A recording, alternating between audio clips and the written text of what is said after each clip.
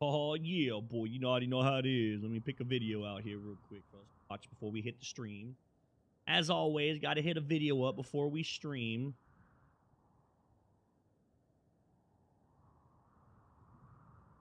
There we go. That one looks fine. Ooh.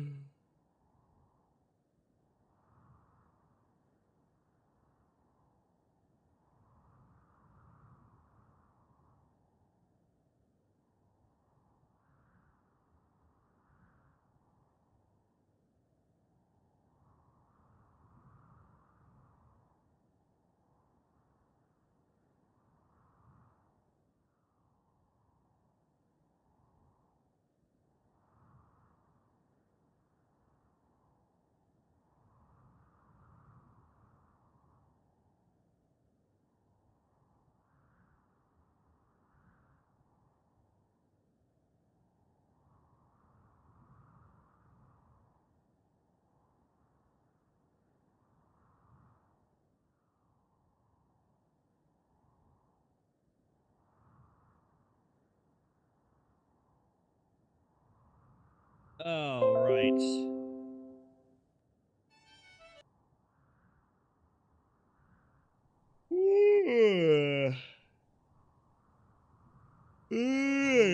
The starting video.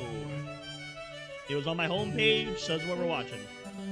Hey kids, from clubbing seals to inventing new compound nouns for snow, nobody knows how to kick it quite like the Inuit. Of course, if you're a close-minded tree dweller like me, you might initially think that they can't be that good at storytelling, given that they only know about like 6 things. But that's not true. They've actually got an incredibly complex and fascinating oral tradition. You could ask one about it, there's plenty of these guys around today, but they've got Jesus and microwaves and shit, and that's boring. We want to talk about the stuff from before missionaries came and sent their miserable way of life to a farm upstate. So instead, let a 20-year-old college kid who's never lived outside of Delaware tell you all about it. Obvious disclaimer, Inuits are super diverse. Calling a caribou Inuit a copper Inuit is like calling a copper caribou a caribou caribou. Sure, they both look the same from far away, but when a thunderstorm hits, you better know which one to hide under. As such, while most of the following can be applied in broad terms to most Inuits, the little details come from a variety of subcultures that don't necessarily represent the whole. Got it? Swank. Now, a lot of the world's faiths are centered around bringing people together and inspiring them with stories and images of the divine, so as to give them a wider sense of purpose here on Earth. That's all well and good, but that whole search for greater meaning thing only really comes into play once your original purpose of making sure you don't die is pretty much figured out. Not so for the Inuit. You see, it ain't so easy living in a place where plants can't grow and being naked for an hour means certain death. As such, their beliefs were a little more practical, being more so geared towards fostering the paranoid levels of fear required to survive in such a hostile environment. For example, the Inuit believed that everyone has a sort of life force or soul, what they called anirnik, and like plenty of religions, they believed it lived on after death and could meddle in the world of mortals. But while most cultures regard animals as being spiritually inferior meat puppets, to the Inuits, a creature's soul is just as powerful and vengeful as that of a person. And like I said, up there in the Arctic, not much greenery in the scenery, so they basically had no choice but to devour nothing but souls every single day. And wouldn't you know it, souls don't much care for getting ate. So the Inuit made sure to follow a complex set of guidelines on how to placate their prey in the afterlife, lest the pissed off ghost of that Arctic tern whispers sweet nothings into a polar bear's ears and turns your whole village into a big Japanese flag by sunrise. Here's a few. If you kill something, make sure you eat it all. Just as an American who doesn't clean his plate doesn't get dessert, an Inuit who doesn't eat all his walrus doesn't get any more walrus. Ever. Till they starve. If you kill a polar bear, make sure to point its head towards the direction it came from so it can find its way home more easily. If you pull a seal out of the water, give him some fresh water so he's not thirsty when you bash his brain in. Also, its spirit lives in its bladder, so make sure to hold on to it until the yearly bladder festival, where everyone gets together, blows up their bladders like balloons, and throws them out to sea so they can reincarnate into new seals. These taboos aren't all just about hunting though. For some reason there's a load of them about pregnancy. Don't make fun of people's facial features or else the baby will have the same features. Don't walk backwards or else the baby will come out backwards. Dangerous. Face your bed towards a doorway or it'll come out sideways. Also dangerous. Don't During the mating season, most grizzly bears do not fuck with male mooses unless it's dire necessity. Like if they're trying to bulk up for the winter, they might do that if they're starving, but most of the time they leave them alone because Yeah, when testosterone's going through a full bull moose, they're not like a bear, right? Normally grizzly bears attack you if you walk in on their cubs or they're hungry. A moose isn't like that. A moose will fucking kill you just to kill you. You're like, the moose is like, oh fuck, oh shit, you're in the same woods as I am in any location that I'm not? Fucking idiot. And he'll just maul the shit out of you and kill you. He'll stomp you into a bowl. Wrap rope around your hand, or it'll come out with the umbilical cord around its neck. Extremely dangerous. Just go ask any of my old Alaskan friends, dog. Hell yeah, I remember there was the dad of one of my buddies. He said that they lived in the city. They lived in not Juneau, whatever the fuck it was called. We lived off on an island. But anyways, I remember he was telling a story one time, but one day, he did construction. So he would get up early in the morning, like 5:30, and he'd get ready and be at work by 7. Because up there, the daylight and shit's a little bit different. So it's a little harder to work during the night times, during the early. But anyways, he said that one day he got up to take his trash out. And as he was taking his trash out, a fucking bull moose came over and tried to rip his door down simply for stepping outside. Like, he didn't do anything other than step outside, and the thing tried to tear his door down to kill him. Like, he was telling me, like, he was on the other side of the wall with a gun, praying that this thing would, like, he said, I don't think it would kill it, but I was hoping that it would stop it. He's like, because they're fucking big. Like, people that have never seen an actual full-grown male moose don't understand that they're larger than cars. Mooses are fucking big. They're bigger than a car. They're huge. They're like 750-plus pound animals.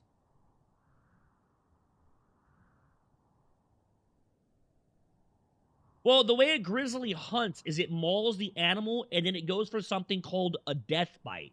And what the death bite is it bites you in the back of the head and crushes the back of your skull to kill you instantly. They don't just eat you alive. That's an animal. Like, you struggling while it's eating you can damage its mouth, can fuck its eyes up, they can fuck its nose up, damage its snot. They kill their prey before they eat it, not to be humane, but just for their own safety. No, that's because grizzlies will not fuck with a full male moose. The only time you see that shit is if the moose is extremely injured, already dying, and the bear is starving. That's it. But the moose will fuck a bear up. I don't give a fuck, man. I don't give a shit what National Geographic says. I promise you, a moose will fuck a bear up. That bear might kill the moose, but it's not coming out the same way it went in. It's gonna have fucking eyes missing. It's gonna have teeth broken. That moose will fuck that bear up. Maybe the moose can't kill the bear. The bear will probably kill the moose, but that moose is going to hurt the shit out of that bear. And keep in mind that animals don't have medicine, right? So they're not stupid enough to get hurt without reason. Yes, exactly. That is one of the big things they tell you up there. It's not like a deer, like down here in the South, if you see a deer, you're supposed to keep going, don't stop. Up in the North, if you see a moose in the middle of the road, your best bet's to hit the dune. Because hitting a moose is higher likely to kill you than hitting the road hitting a tree on the side. Because the moose is gonna hit, they're so tall, it'll fold in on your car and smash you through the window, fucking decapitate you. It'll chop everything here up. It'll just rip it off. Like, it'll be in the back seat with the moose. They're just so big. They're so heavy.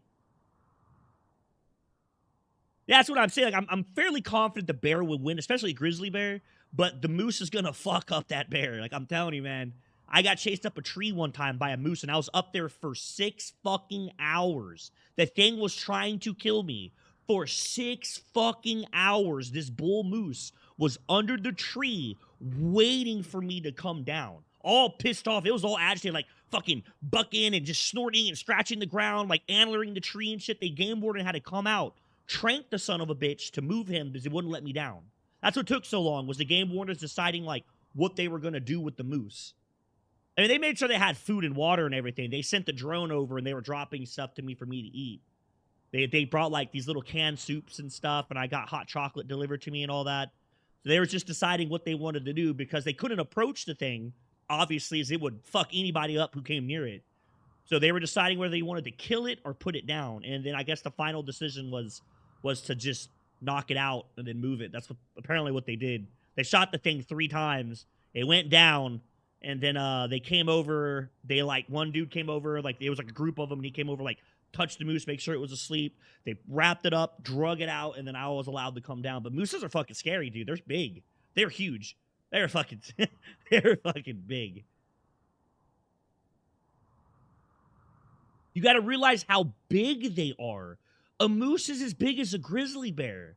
It's not like the grizzly bear's twice. I know, like, some people who've never seen them think that a grizzly bear's bigger than a moose. That's not fucking true. Like, dude, that's nothing compared to a moose, dog. That is nothing compared to, trust me. A deer is a fucking infant compared to a moose. They look like midgets. A moose is 6.5 feet tall. A normal one. They get bigger than that. There's fucking moose out there that's 7 foot too. Moose are huge. They are fucking big. People think that moose are the same size as a deer or a little bit bigger. No. No, a deer is a child. A moose is Big Daddy.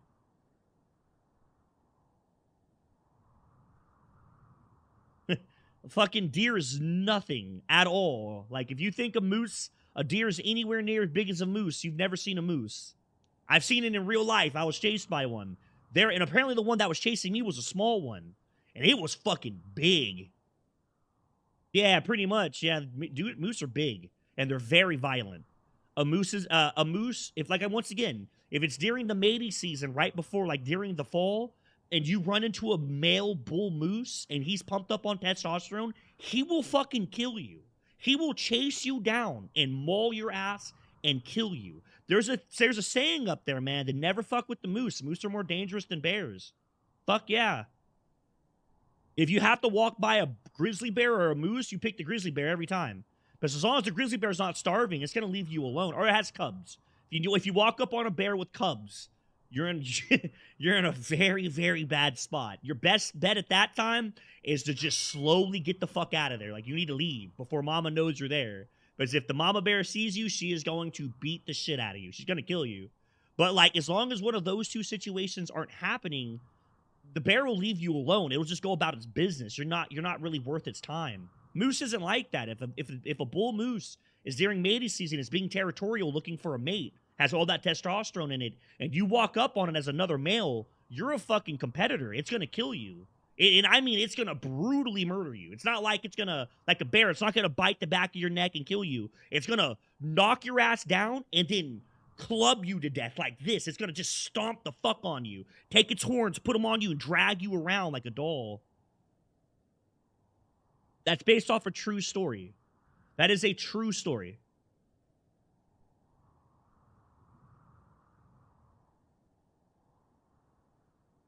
They're heavy. Yeah, I think that... Let me make sure I'm not lying, but if I remember correctly... Yeah, that was based off a true story. If I remember correctly, the average weight for a moose is like 750 pounds. Right? Yeah, the average weight... Or the low... Oh, I'm sorry. That's on the lower end. They get up to 50... They get up almost to a fucking ton. Oh my god, I didn't know that. I was on the lower end of a male moose. I'm sorry, because the one that was fucking with me was like, I think when they weighed it, they said that he was pushing like 790 is what he was pushing. They said that was a small one, so.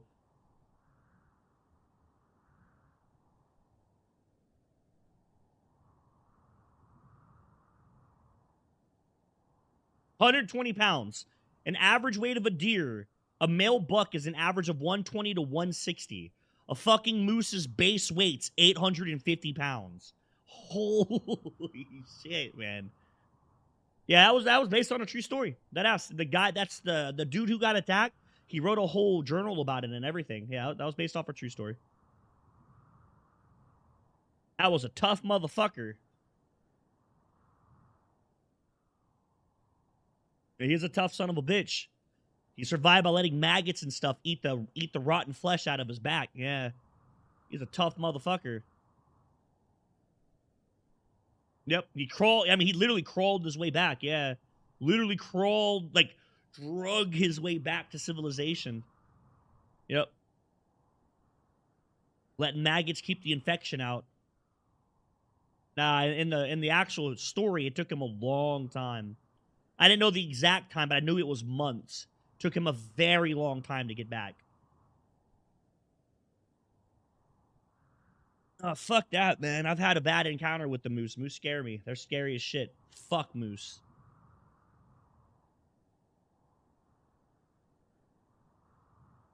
I didn't know that. That sucks. Oof. Hey, man, some of those Indians got really upset. That's one thing that, like, history doesn't really talk about, is that a lot of Indians, I mean, there were violent Indians, don't get me wrong. There's violent people in every culture. No matter what culture you go to, you always find violent individuals of all cultures and religions and race, right? But the thing is that a lot of those Indians considered animals sacred. You know, if you go look at like their totems and their drawings and stuff, there was animals that they truly considered sacred. They only hunted them during certain times because that's the way their belief worked. So they would get pissed if a dude would come into their hunting ground. No, yeah, Indians were nuts. Yeah, they were scary. Like, yeah, they didn't have a lot of morals for other people. Yeah, not when it came to us. Not when it came to the invaders, yeah. I mean, it's the same concept of someone, oh, hippos are the most dangerous creature in the world, believe it or not. Hippos are considered the absolute most dangerous creature in the world.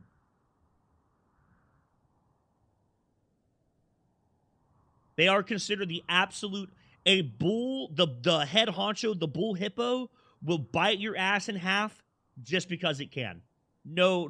More people die from hippos and shark attacks and crocodile attacks every year combined. Hippos are some of the most aggressive motherfuckers in the world. They will kill anything and everything they do not like. Whether it's it's actually funny. Because hippos and alligators evolved together over the last billions of years, alligators and crocodiles, whatever the fuck it is that live over there, have actually learned to not fuck with baby hippos. They won't hunt them. They will not. A baby hippo can come over. It's been documented. They actually recorded it. A baby hippo can come over, bite a fucking crocodile's tail off, and it'll be bleeding, and it will not retaliate against a baby hippo because the crocodiles have learned through years of evolution that if they were to ever harm that baby hippo, the mother hippo will come over and kill every fucking one of them. She will kill every one of them. Yes. Every creature in the Amazon knows... Or wait, is it the Amazon? It's the Amazon, right? The Amazonians that have the hippos? Or is it... It's the savannah. The savannas. Never mind. It's the African savannas, right? Fuck, I don't remember where they are. Shit. But yeah, like, whatever it is, a lot of the creatures there have evolved with hippos, so they know not to fuck with them. Even lions, it's very rare that lions attack hippos, and the only time they ever attack a hippo is if it's old and dying. And even then, it's really, really hard for them. It's really hard for lions to take them down. There's this one hippo that was being attacked. It was an old male. Super fucking old male. It was on his last leg of life. And there was like 9 lions trying to kill it. And it was just walking by like nothing was going on. They couldn't penetrate its skin. And the lions eventually just gave up. They're like, fuck this, man. Like, this isn't worth it. Yeah. Yeah, like it's extremely... Nothing fucks. I don't think hippo has any predator. I don't believe the hippo is hunted by any creature in the savannah. Nothing hunts the hippo. And it's funny, because it's completely a herbivore. That's a lie. Hippos are omnivorous. Hippos do eat meat. It's been documented and shown that hippos will kill shit and eat them. They absolutely eat meat. They are omnivores. The longest time they were considered herbivores, but that was disproven a few years back when a documentary crew watched a hippo herd. Yeah, but like chimps are just like us. They have the teeth. They have teeth that are designed to eat meat. Hippos do not. Hippos' teeth are strictly herbivorous, whatever it is, teeth. They don't have canines and stuff like a meat eater does. And we always thought their stomach wasn't able to digest meat. That's completely incorrect. They went hunting. A bunch of hippos, they recorded hippos getting up, and they went and hunted, I think it was crocodiles is what they went. I'm pretty confident it was a crocodile. They went and hunted a group of crocodiles, and they fucking ate them. They were eating bits of their body, like their tails and their snouts, and taking chunks out of them and actually physically eating the crocodiles.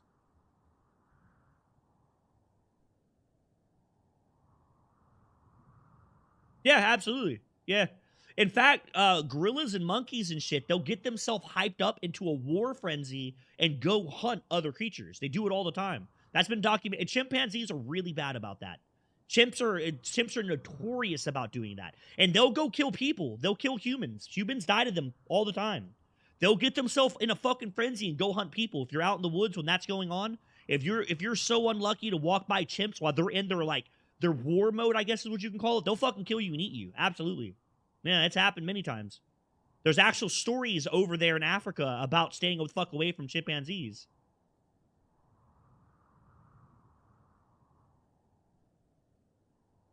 Reset the clock. Yep. Monkeys are extremely social. Yes, sir. I honestly think that if you give monkeys another couple millions of years, they'll evolve into what we are now.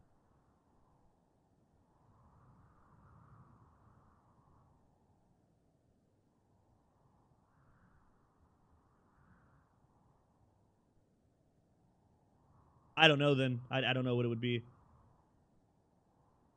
I just know that hippos are considered omnivores. We were able to see, we visually watched hippos eat other creatures, which is crazy because they're not supposed to be able to do that. They don't have the teeth for it, nor do they have the stomach for it. But they do. They eat other creatures. Yep.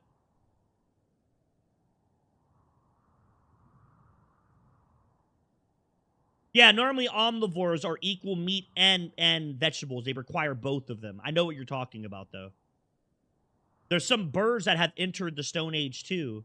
Once again, man, people of religion, not trying to pick on religion, I'm just saying this as an example, that, people of religion specifically state that, oh, humans are so special, we know how to use tools. Well, we've already witnessed other hippos, other creatures that have also used tools. No, I'm not an atheist at all. Absolutely. My partner's actually, well, I mean, not that what my partner believes affects me, obviously. I'm just saying that I have nothing wrong. I don't even think I'm against religion. Atheists are normally like, oh, no, blah, blah. I'm not like that. I don't care. My partner's Christian. She does church studies and all that shit. Don't bother me. I'm agnostic. I don't really, I think there's things out there in the world that I don't understand, so I can't directly say anything. I don't particularly believe in a God, but that's just me. I'm not saying there isn't one. I'm not a fucking knower of all truths. I'm just a bald-headed guy who plays RimWorld on stream.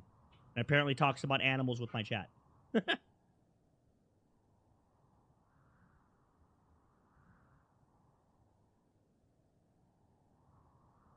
I'm not an atheist or anything like that at all. I was just saying that that's one of the biggest arguments that I see with religious people when I talk to them about them. They're like, well, explain the human. How are we so special? It's like, we're really not. And there's at least 3 different species that have entered the Stone Age already. And we have physical proof showing them evolving into the Stone Age. Like, we've documented it ourselves. Like, we were the ones who documented it. Exactly. We were just the lucky. Keep in mind, chat, it's not that you are lucky for being born. We are lucky as a species for getting the evolutionary path that we got. People think that they're so special. They're like, oh, I'm so special. Look how lucky I am to be born. You weren't that lucky. Now, if you're looking at a very selfish statistic of just you alone, absolutely you're lucky. But that's not how math works.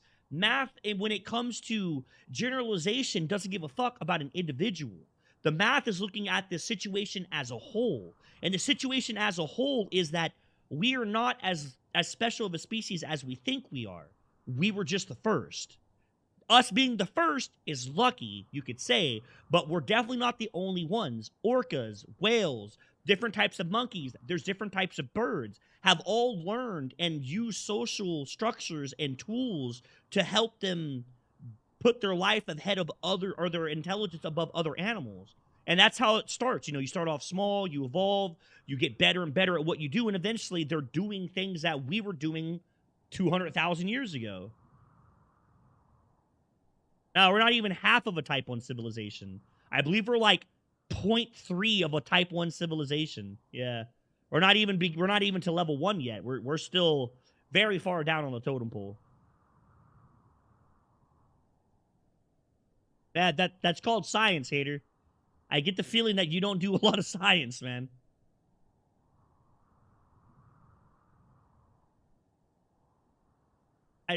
Are you?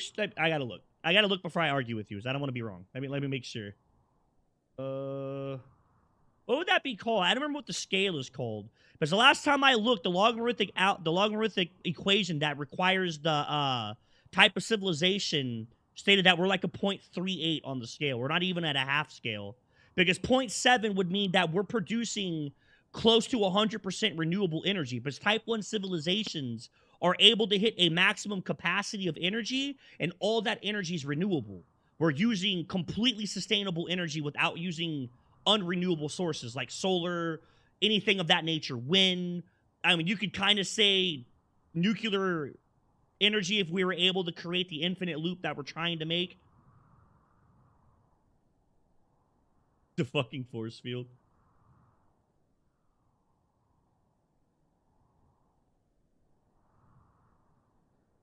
Yeah, there it is. The cravat. That's what it's called. That's the scale. Okay. Yeah.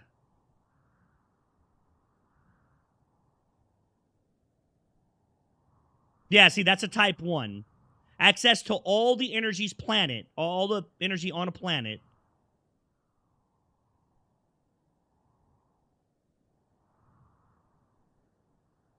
Damn.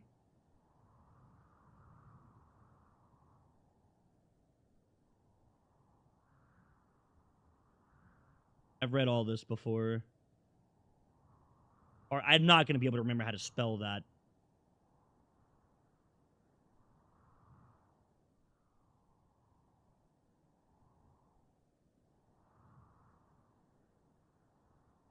No, you're right. 0.72. You're correct. I'm wrong.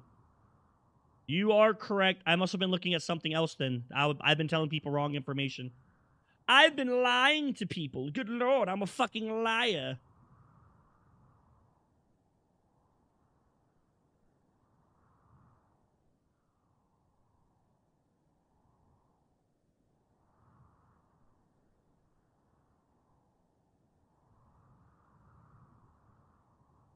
Yeah, type 1 is where you're basically able to produce infinite energy. You use every energy type on the planet. Solar, wind, all that shit. And then there's more to it than that, too. It's not just about how you get your energy. It's also how much energy your planet is able to use, right? Aerospace engineer and gigaspace nerd. Well, nuclear fusion wouldn't be considered a type 1 energy. Only if we're able to make the infinite nuclear fusion loop that we're trying to do with fission energy. Which apparently, from what I've read, was it Japan that was able to produce the very first ever positive energy loop?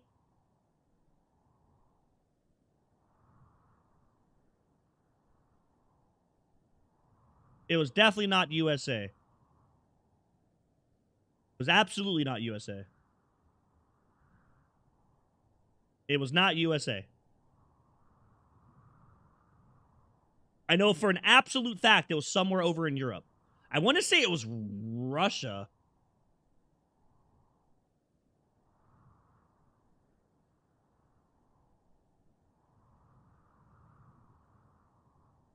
Let's find out.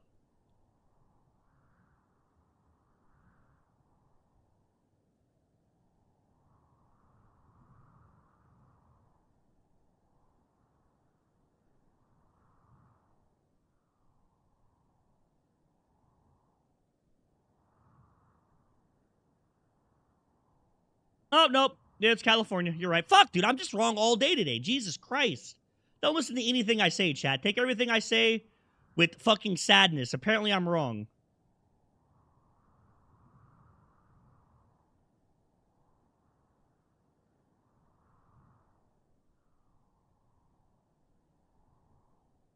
It was in California. Why does everything happen in California? No, you're absolutely correct. We did. Yeah, apparently we are. We're fucking better than everyone. Every other country fucking sucks.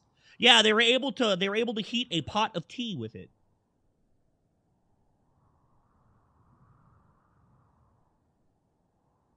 I may not be an aerospace engineer, dog, but I've definitely done a lot of shit in science in college, so.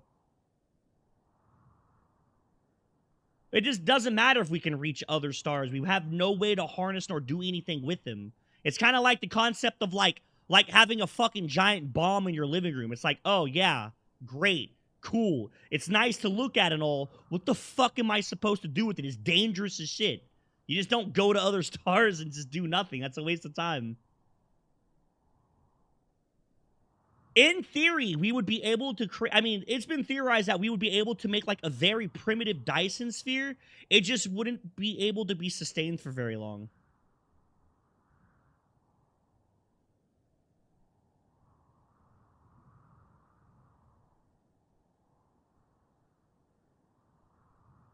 How would we reach it in a single human lifetime?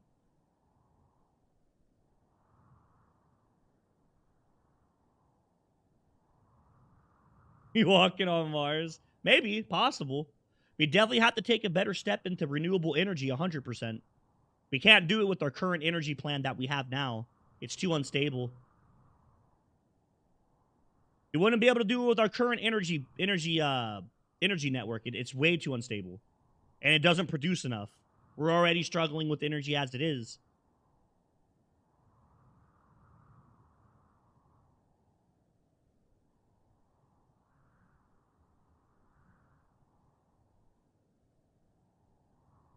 So like a giant ass explosion slingshot.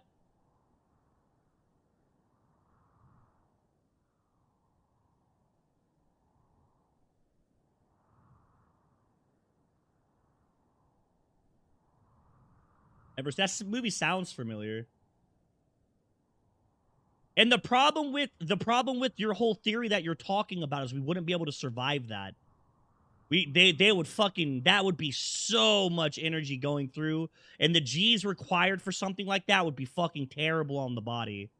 If you're going that fast, movies don't take into account of G-force and all that. It's fucking Hollywood. They can do whatever they want. My guy, like, the highest G-force that a human can sustain for any type of long period of time is like 6 Gs. Pilots can do 10 Gs, but only because they do it in small doses. Anything above 6 Gs literally breaks the body apart. You die. It kills you. So they'd have to be able to keep that momentum below 6 Gs. If you're going more than even a day at more than 6 Gs, you die. You would literally unless you want to do like... No, you know what? You're right. Because we could do some type of liquid containment. We could do some type of liquid containment. You'd have to get rid of... You'd have to do liquid for sure. Except there isn't any G-force in space? How does that... I didn't know that. Fuck. That ass? No, a normal person passes out. You can train yourself up to withstand higher than fucking 8 Gs, man. Pilots do it all the time. Is there no momentum in space?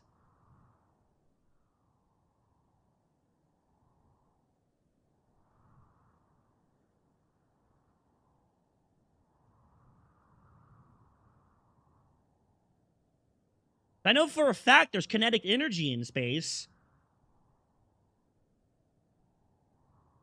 I mean, I don't know.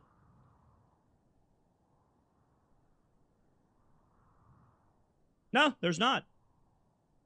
Is it because there's no... I'm assuming there's no gravity?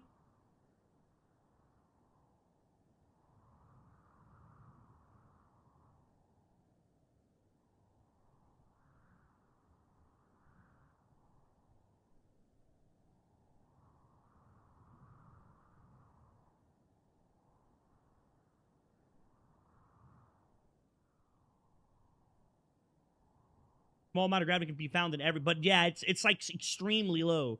10 millionth of a G in space. That's basically 0.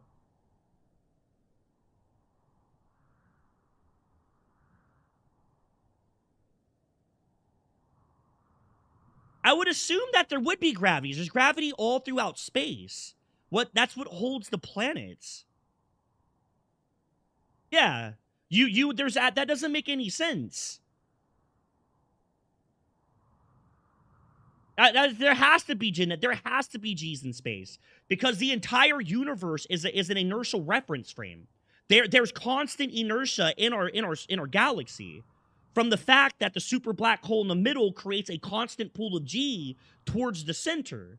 So any movement outside of space, even if you're not, you wouldn't be forcing against the Earth G's, obviously. You would be going against our universe, our particular galaxy's constant of gravity from the black hole in the center. It's not like our fucking galaxy's just free floating into nothing and everything stays together because it likes each other. There's a direct force holding everything together.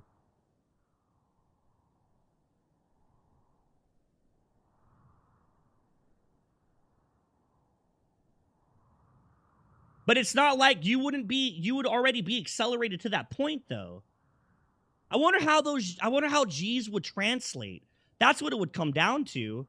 What would be the G translation between... Oh, you are right. It would be quite small. The G-force would drop off drastically. No, Osmodius is correct.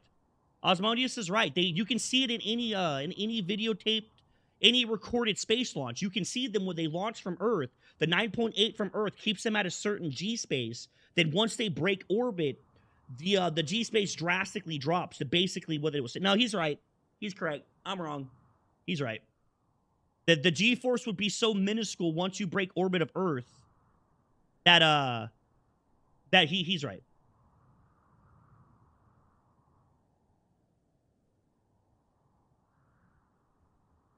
But that only happens due to gravity.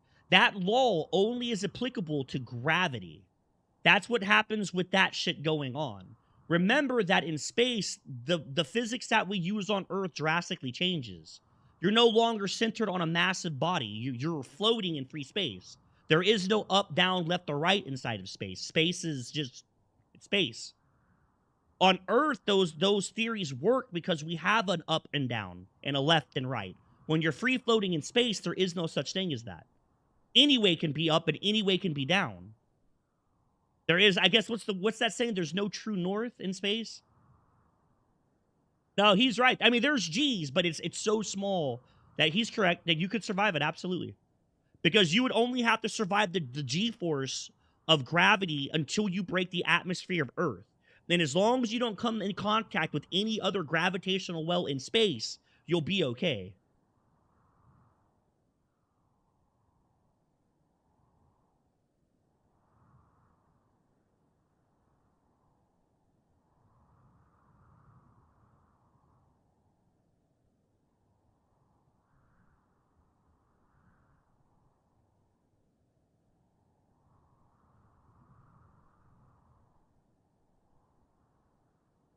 What is it? Is it like the concept of where they drop bombs, they blow them up in a way that the waves come together to do the what the fuck are those called? Not synchronizing, where the waves come together and they reinforce each other to make like a super wave. The ocean does it all the time. They're called rogue waves. I doubt it's called the same thing in science. I don't know what the name. There it is. Ripple reinforcement. Yeah. You see, I'm not fucking stupid. I know this shit. I read this stuff. I have friends that are in the same shit that you're in, and I talk with them about this stuff. Well, not that I understand it as good as you do, obviously, but I do understand a lot of the basics of this stuff. I wanted to go into, I wanted to be a fucking astronaut. Honestly, is what I wanted to do. That was my biggest dream as a kid, was to be an astronaut. So that's why I do so much space stuff. Went to school for that shit for a while.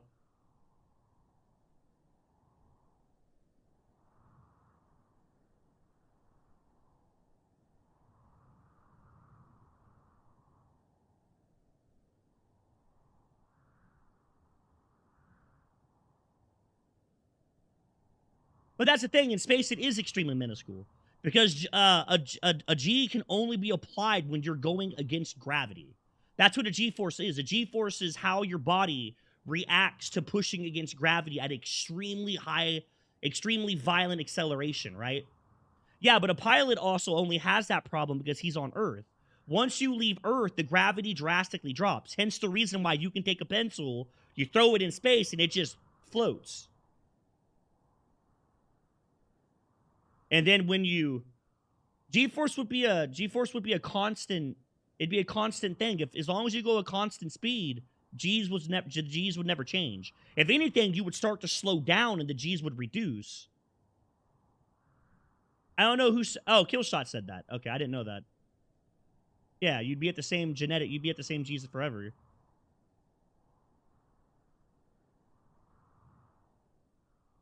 And as long as you're able to survive the initial explosion, get out of Earth's atmosphere, you would hit an equilibrium where you'd no longer be accelerating. You would be at max speed. Remember, chat, it's completely known the human body can withstand extremely fast speeds as long as we can stabilize the inside. The problem that we have is getting people to survive getting to those speeds, because it'll fucking kill you. Until you decide to move. If you're if you're flying straight, absolutely. Go ahead and tell that pilot to turn left. Tell me if there's no gravity then, dog. And there's actually quite a bit of gravity on that jet. There's an actual lot of gravity on that jet. If there was no gravity on the jet wouldn't need engines to keep itself propulsing forward. The engines are what counters the gravity to push the jet forward. It's just like a bird. That'd be like saying, oh, well, there's no gravity on a bird when it's flying. Absolutely is gravity. Hence the reason why it has to flap its wings. It doesn't cancel gravity, dog. You don't just cancel gravity.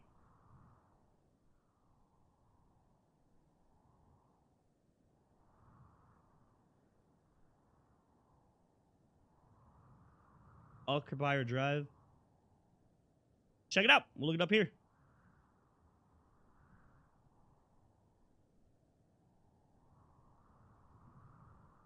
Oh, dude, we've had tons of warp drives ideas. The Fukizawa, the Neo Cosmosis, whatever the fuck that thing was called. There's been a bunch of these. I'm assuming this is the newest improvement to the theory, the greatest idea of it all at the moment.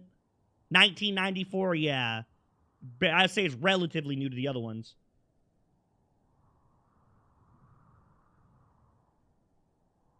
My guy, you might be able to, like, cancel. I don't know. I guess maybe you don't feel it inside the cab, but you'll absolutely still have gravity. Gravity's still there. Gravity doesn't disappear because you want it to. It's still all around you. You're still being affected by it. If there was no gravity, your fucking body would explode. There's still gravity.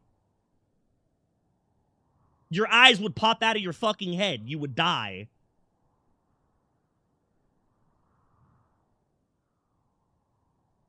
But even if saying that it doesn't exist and saying that it's equal are two very different statements.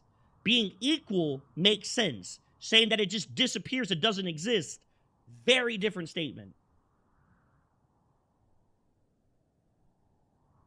I've read some of this type of stuff already. I've looked into this. Not saying that I know this at all. I'm not an intelligent fucking person. Just I've read this shit.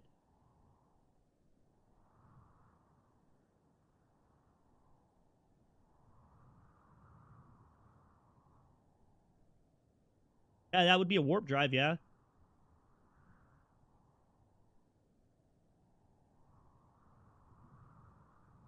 Yeah, it contracts and push. That's how a warp drive would work. That's why they're called warp drives.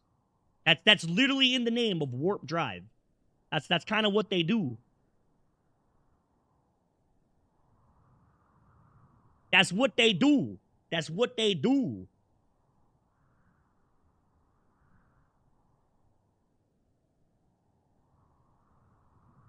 Yeah, absolutely. You are correct. There are a lot of different ideas. Like I said, I can name 3 of them off the top of my head. I just did. They all like do it mildly differently, but that's basically what they all boil down to. Yeah, it'd just be a drive. Yeah. Yeah.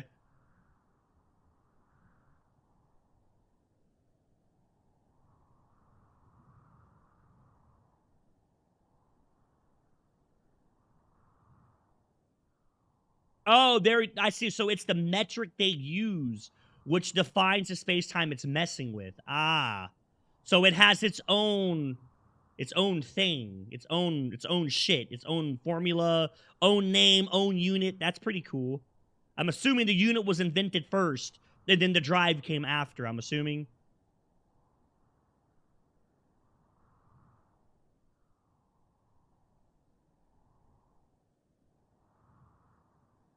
I already donated, I think.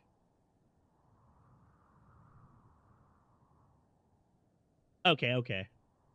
Well, I'm not arguing with you. Don't take what I'm doing wrong. Like, you obviously know more about this shit than I do. I don't have a master's in this. I'm just a fucking idiot who reads. That's all I am. Anybody can read words and memorize words. It takes somebody smart to actually do work with this shit. I couldn't do any jobs with this stuff. If I were put into a fucking desk and try to figure this shit out, I'd be shit out of luck. I don't know what any of this means. I don't know what any of this is. But I can regurgitate shit that I've read throughout my life. Basically all I can do. I can regurgitate the shit that I have read. Basically all I got. I love talking about this shit. This shit gets me going, man. I'm actually going to read this. This will be something that I actually read myself, so I'll probably read this tonight while I'm taking a shit in the shower when I get off the stream. The largest pain in the ass about this metric is that it relies entirely upon the exotic matter or matter with negative mass. Okay, yeah, see, now you lost me. I don't know what any of that is.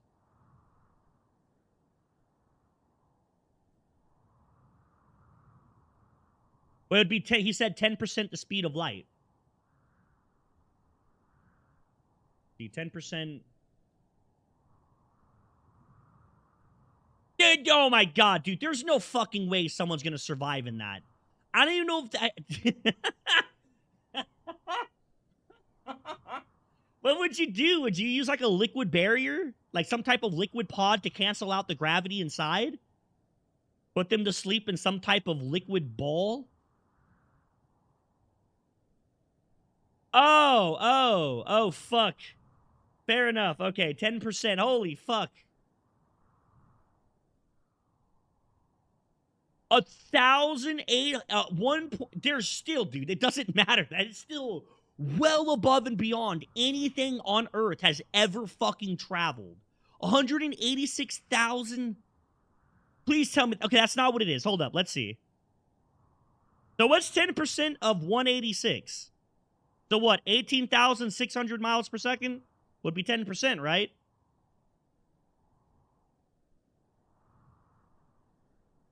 $18,600 miles per second would be 10%, correct? Which is still above and beyond anything.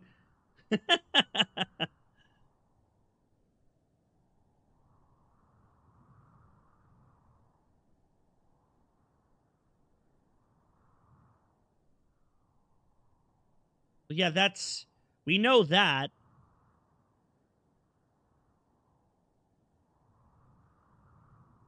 By becoming light, of course.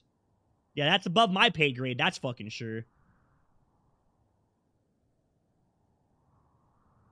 Yeah, absolutely. Yeah, the universe is fucking huge, dog. That's why I think it's crazy how people think that, you know, the Earth is a very special place when it's like, have you not seen how big the universe is, man? Like, universe is fucking huge. It is a big bitch.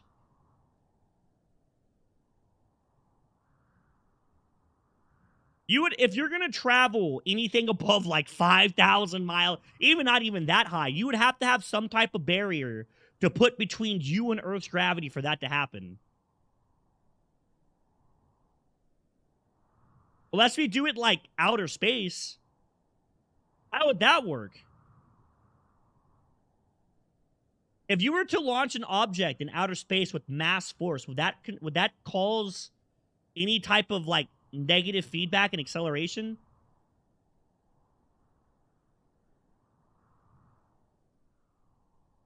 That's what I'm wondering. Because that's a lot of acceleration. Like even at you know, acceleration of small points of gravity. So let's say that, hold up. What's a fucking drawing site, guys? Do I have art on my computer? Paint. Perfect. Okay, here we go. Let's do some drawing, chat. So let's say ball, okay? We're going to put a rocket right here. This is the rocket, and it's going this way. This out here is outer space, right? These are stars. These are all stars. If we were to launch a rocket in outer space off of an object with extremely low gravity, would that experience gravity high enough to cause negative feedback from the sun? Because the sun's emitting constant gravity. Like, that this is always producing a force of attraction at all times. Probably the biggest force of attraction in our system. Because if it not, yeah, it has to be. Because if not, we would go to the middle of the universe instead of the sun. But would the attraction from the sun launching something at that speed that we were just talking about, would that not create a force of downward force from acceleration? Is the sun's gravity not strong enough to cause a downward force from that type of acceleration? That's a high-ass acceleration, man. You're looking at like 18,000 miles per second. That is a fuck ton of speed. Like, even if we take that down to like 150K, like, that's not even the full 10%. That'd be like around like 9.8%, something like that. That is still an incredible high acceleration. Now, once again, as I was saying earlier, I have heard that if you do like a liquid barrier, like let's say this is water, and you stick a person inside of the liquid, it's supposed to help with a lot of that force. It can like counteract a lot of that force on the human body, but the liquid will eat it and stabilize it before it gets to you.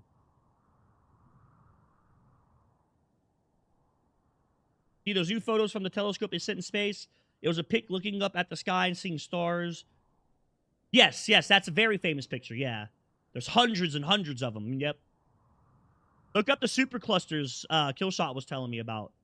I don't remember the name of them, but he was talking about some superclusters and...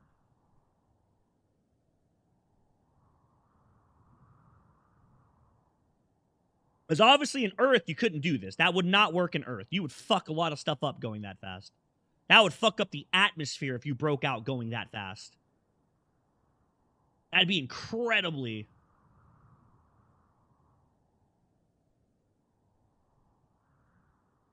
No, wouldn't the rocket be detonated down here? And then the waves would come out and then coalesce together into one super wave and then launch the rocket out, correct? It doesn't matter where the force comes from, no. You're still getting launched out into space, correct? It doesn't matter if the rocket, if it's detonated in the bottom of the rocket or if it's detonated over here. The end result is that this rocket is still accelerating away from its current position, correct? I have not seen that. I don't think I've seen that video.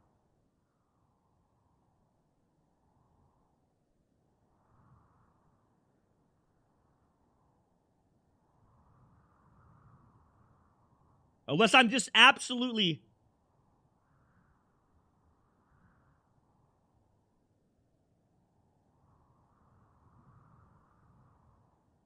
Oh, so it would be small. How much time is between them?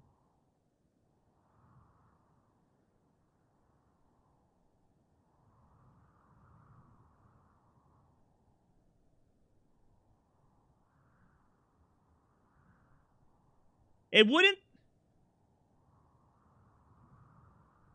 And wouldn't the need for those bombs to have to get bigger and bigger and bigger in order for the wave to overtake the one before? Because if you detonated bombs of the same size, the force would be exactly the same. There would be no extra speed gain.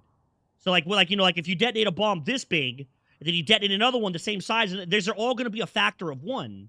So the force that it produces will all be a factor of 1, and you can only ever achieve the maximum speed of that one factor. When they have to be like a bomb this big, and then a bomb...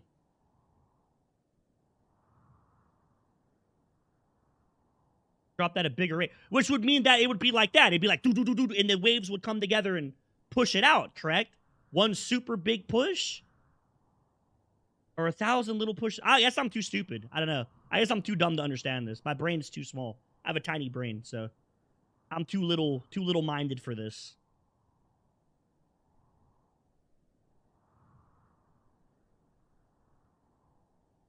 Let's go check out that video while we stay here and chit-chat. What is the video called? The universe is bigger than you think. There you go. Right. Oh, no, I have seen this. I've seen this. This is Earth. You live here on this planet somewhere, and everything that you've ever known is located right here. But just how small exactly is Earth when compared to the scale of the entire universe? Oh! Is that what we're talking about? That would make sense, I guess. Maybe?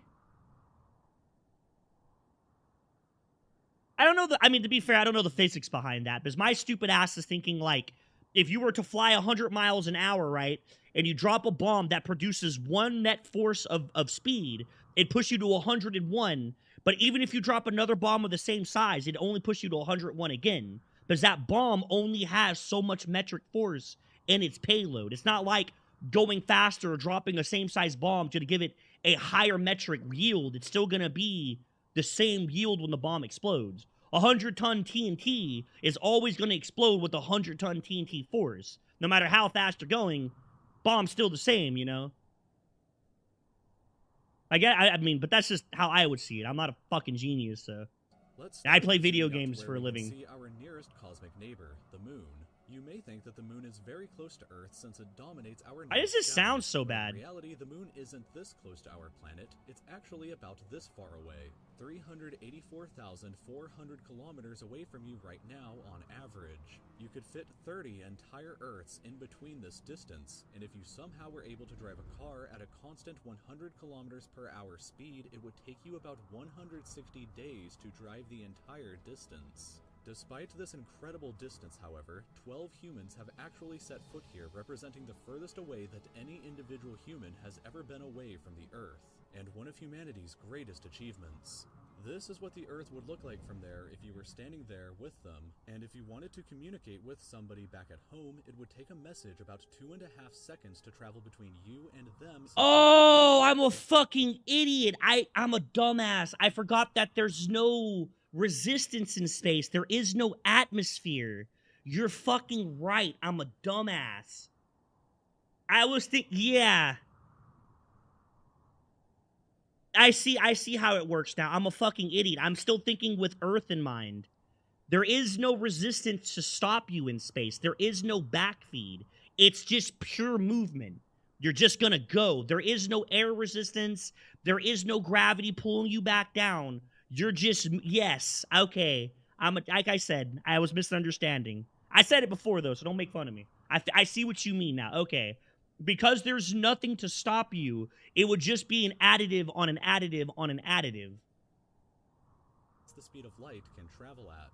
This is a photo that was taken on Mars, and that tiny dot that you see there is Earth as seen from the Martian surface. On average, Mars is an incredible 225 million kilometers away from Earth, but that distance can be as high as 401 million kilometers. That means that whenever humanity finally gets around to landing a human on the planet, that person will be 986 times further away from Earth. I still feel like, dude, there still feels like there's a flaw in that logic, though. Because if that right there is true, you would have infinite acceleration.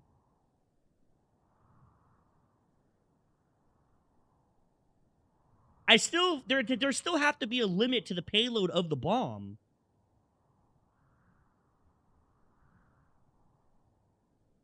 What's the theory called? I'd like to read the theory. What's the theory that you're talking about called? I think you said it up there.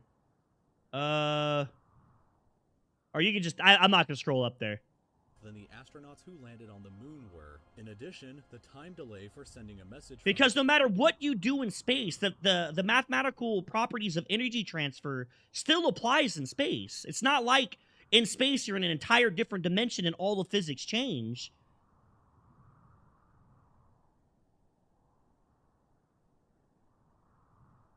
But you would have to accelerate to get to 10% the speed of light, though.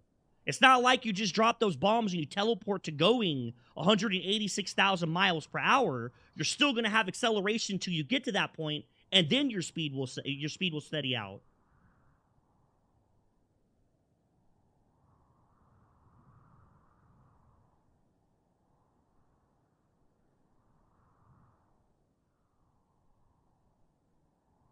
Mars back to Earth isn't just... But even with an explosion chain, I would like to read the theory. What's the theory called? I'd like to read it so I can understand it. Because that still breaks the fundamental principle of energy transfer. You can't transfer more energy than what you have, no matter where you are. It's not like, you know, if you take a fucking piece of copper, throw electricity through it, and you throw it in space, all of a sudden the beginning current's 1 amp, and then at the end it's 5 amp.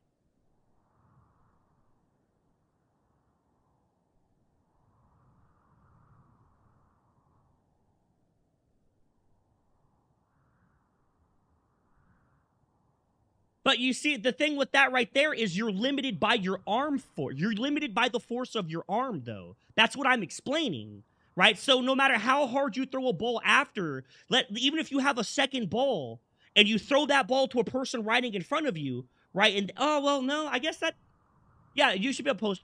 If not, send it as a direct message. I can post it in the chat for everyone else to read. I really would like to read the link. I'd like to read the theory. It's, you got my interest. Nah, you can't send it in chat, sadly. Unless Killshot can enable it. Killshot might be able to enable that link. Just 2.5 seconds. It's actually more like 20 minutes each direction. I'd love to read about that. Instant communication in the event of an emergency impossible. When we zoom out even further...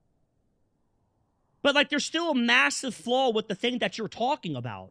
Because in order for that ball to reach the other person, he would still have to be going slow enough to catch the ball, right? It's not like you throw the ball at 15 miles per hour. If the guy in front of you is already trying to accelerate past that, the ball's not going to reach him. He'd still have to slow down, catch the ball. But I guess you could slowly increment that. ...away, we can find the Voyager 1 space probe. Okay. I'll post it in the chat for everyone to see if you guys would like to read it yourself. Let me open up my Twitch real quick. I don't have Twitch open. I'll post it in the chat for everybody to go read if you guys are interested in this as well. Wait. Get the hell out of here. I don't want to listen to your shit. Control copy. There we go. I would like to read this. I've heard of nuclear pulse rockets. I've seen that term.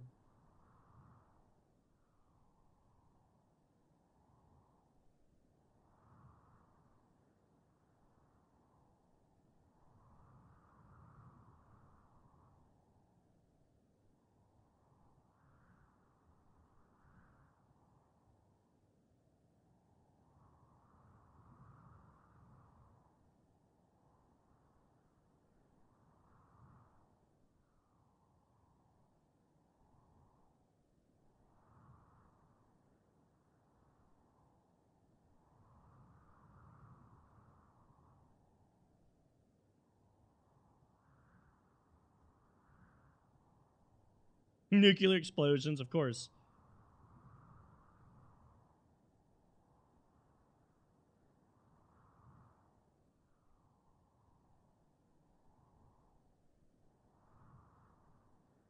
Yep, the Tyrium, the trigger.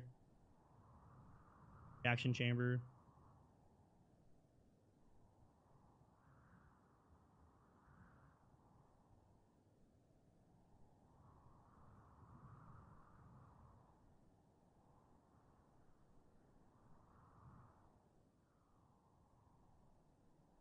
Yeah, that's the problem right there, is the efficiency. That's exactly what I'm talking about.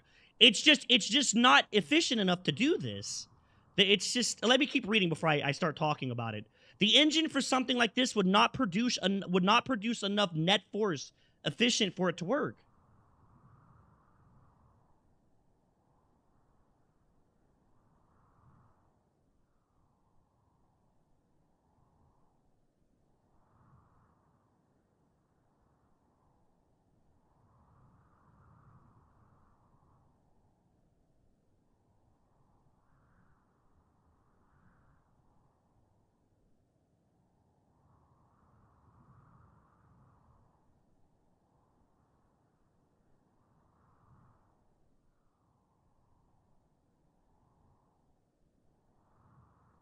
Damn, this is some high-tech shit.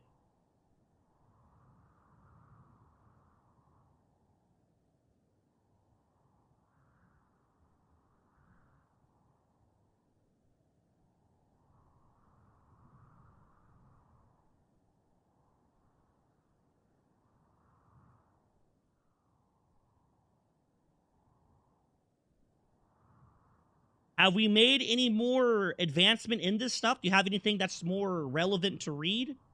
I see that this is old. I do see that this is extremely old. It's mentioned there. It's mentioned here. It's mentioned even there, which is in a film.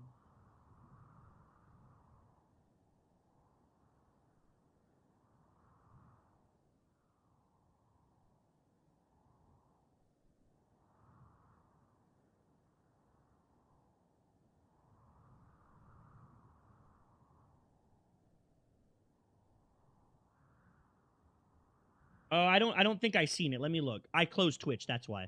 I keep hearing, I don't want to hear that fucker talk in the background. These stupid streams that play. Oh, I guess I'm on my dashboard. Oh, I want to see that.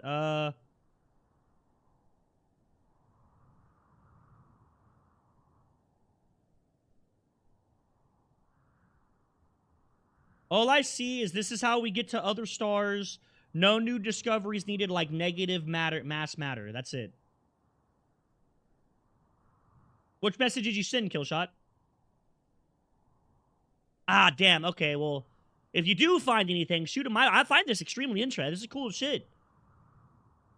I'd like to understand the physics behind this more.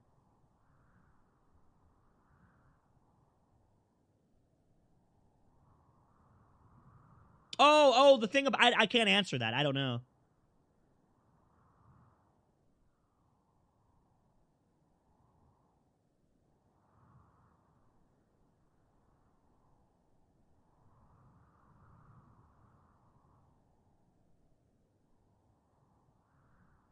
Because I know the Deep Core movie, when they launched the bombs inside of the planet to push the machine out of the planet, that was done with the intention that it was an enclosed space, kind of like a gun going off. So all that pressure was built and would push them. Out in space, you don't have that. You're going to lose a lot of that payload unless you blow it up in an engine like this is talking about. No, they would still work, because you'd be blowing it up in an enclosed space. It'd be pretty much like a funnel. Never mind. That's incorrect. It'd be basically the same thing, but instead of going out, trying to get out, you're trying to push it to make counterforce.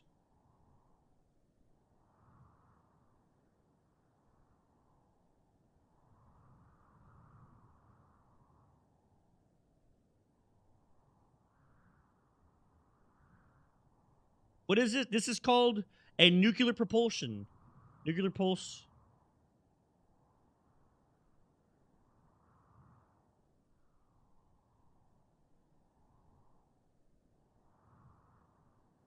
Nuclear pulse propulsion. Ah, shit. Oh, shit. Project Orion? Oh, it's the same thing. I really don't like looking through this shit, man. There's too much, like, pseudoscience stuff in this. Try not to read shit like this.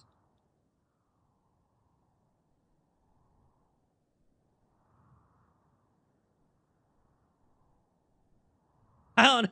There's an awful big... It's awfully big blank space for this engine. It's kind of weird that the only thing that's popping up for this is from the 50s. I'm assuming that this whole theory is possible on paper, but very, very inefficient in physicality, right? Kind of like the concept of, like, we know we can compress ice. We know we can compress ice into Ice 7 on Earth.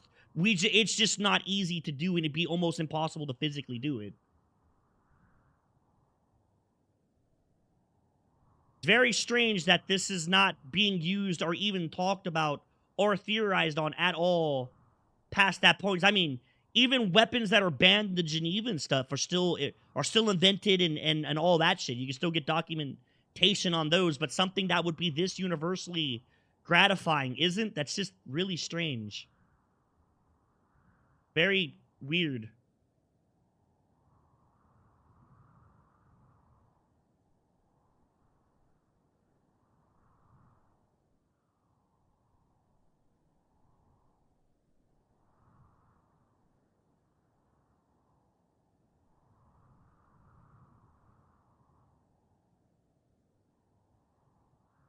We have nuclear fission, but our nuclear fission isn't all that great. We still get a very big energy deficiency in nuclear fission, though. I mean, it's decent, but it's not good.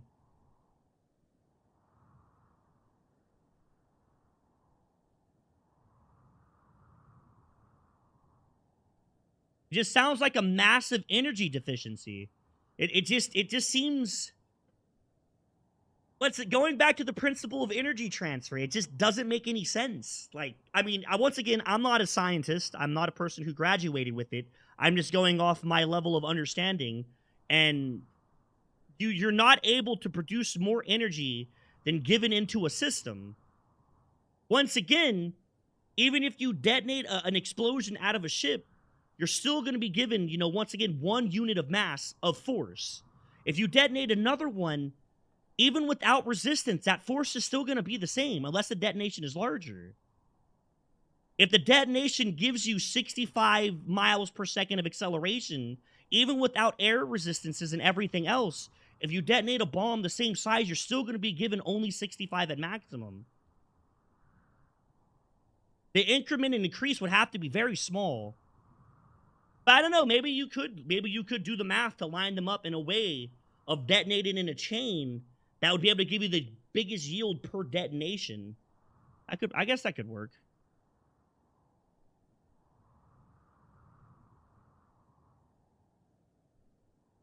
If the engine doesn't work, then it's not possible. Okay, that's what I was confused on, man. It just doesn't seem efficient enough. Okay, so I was correct with that. All right. See, I may not know what I'm talking about, but I understand basic principles of the shit. I don't. I understand some stuff. Not even the basic principles. Engine's just not efficient. You would have to create positive energy for that, which isn't unheard of. It's just we're not there yet. Maybe in the future we can. But as far as I know, we don't have any source.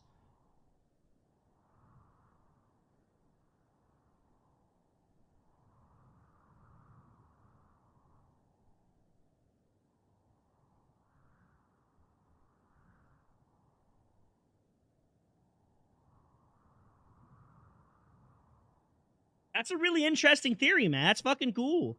That's badass. I like it. Not that my opinion matters, but I think it's interesting as shit. Fuck yeah, man. Hell yeah.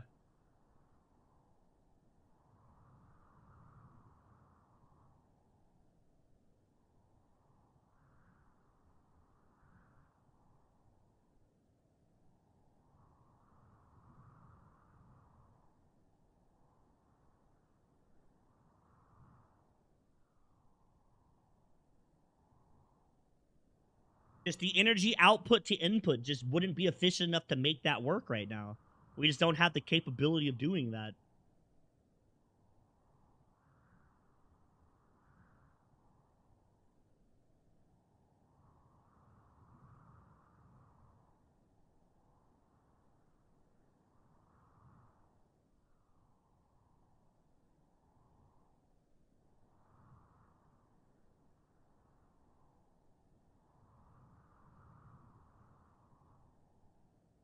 Damn, dude, you got me thinking about that shit.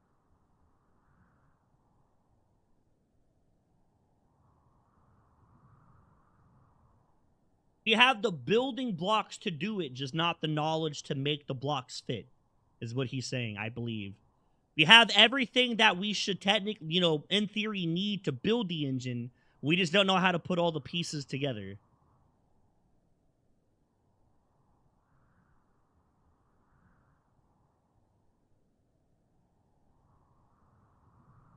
Okay. Everything's there to do it. We just don't know how.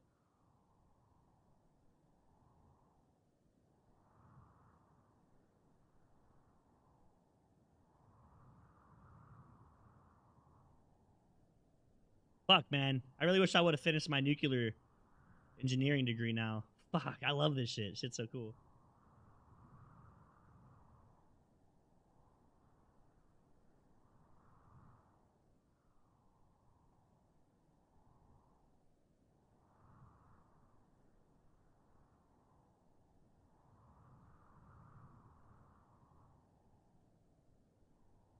But would that not be a practical purpose to apply the knowledge we have to make something new?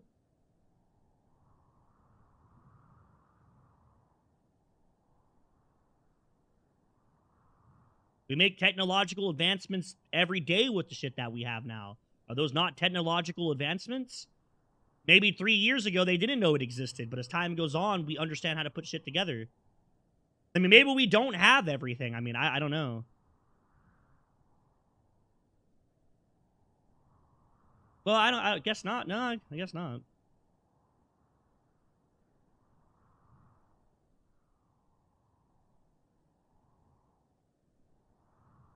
But once again, we're looking at the end result. We have the technology that surrounds it.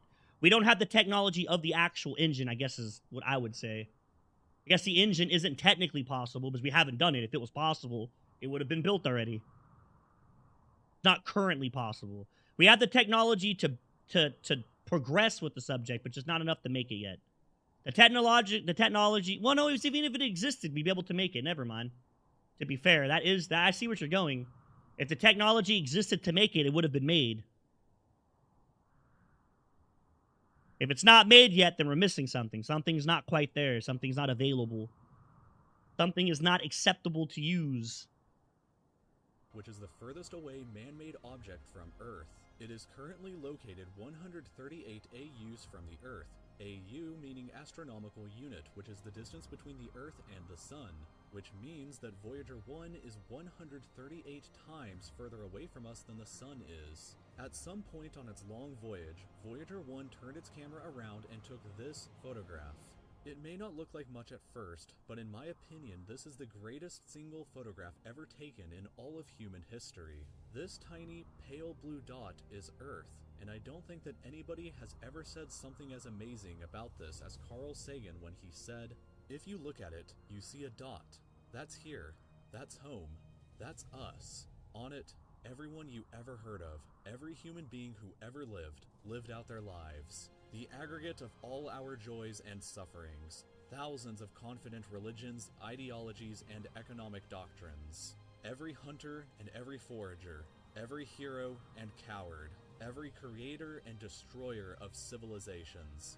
Every king and every peasant. Every young couple in love. Every hopeful child. Every mother and every father. Every inventor and explorer. Every teacher of morals, leader, every saint and of dust suspended in a sunbeam. Voyager 1 is currently traveling at 17 kilometers every single second, but even at that speed, it won't break out of the reach of our solar system for another 30,000 years. Once we go beyond the solar system, we arrive in our interstellar neighborhood. Here we shift to the light year unit of measurement, which is the distance that light travels in a full Earth year, or about 9.461 trillion kilometers. The star Proxima Centauri here is the closest other star to us other than our sun, but it's still 4.24 light years away from us. To put that into perspective, if it was heading in the right direction, it would still take Voyager 1 over 70,000 years to reach it. In other words, if you drove your car at 100 kilometers an hour like in our previous example to the moon, it would take over 6 times longer than the entire age of the universe is just to finally get there, and it wouldn't even exist still when you arrived. When we zoom out even further, we can see the entire Milky Way galaxy, inside of which Earth is located right here. This yellow dot is the furthest extent of humanity's radio broadcasts throughout history, which means that any possible aliens who live outside of this range are totally unaware of humanity's presence. It's complete silence outside of this yellow dot as far as we are currently aware, but the entire galaxy spans over 100,000 light years from end to end. There are over 100 billion stars and over 100 billion planets inside of our galaxy. But you have never seen the full glory of the galaxy at night, because 99% of the stars that you can see with the naked eye are limited to this small, tiny region right here.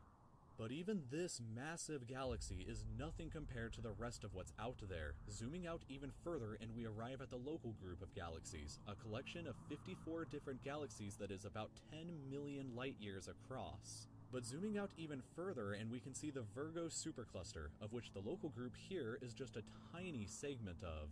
There are at least 100 other groups of galaxies just like our own local group inside of here, and the distance from one side to the other is a mind-numbing 110 million light years. But even the massive Virgo supercluster is nothing but a quiet and tiny lobe of the Great Laniakea supercluster, an enormous structure that is home to our galaxy as well as 100,000 other galaxies. The distance from one side to the other is 520 million light years, but from even there we can zoom out all the way to the entire observable universe and see that even the titanic Laniakea supercluster is just a tiny and insignificant part of everything. This is the observable universe, and it contains everything that we know of. It is home to at least 2 trillion different and individual galaxies, which together contain more stars than there are grains of sand on the entire Earth. The distance from Earth to any side of the observable universe is 46.5 billion light years, which means that the entire width is 93 billion light years across. What's perhaps even more interesting, however, is what actually lies beyond the observable universe. Keep in mind that the observable universe is all that we can currently see, and it's entirely possible that the rest of the universe outside of it is vastly larger and more fantastic than we can possibly ever imagine.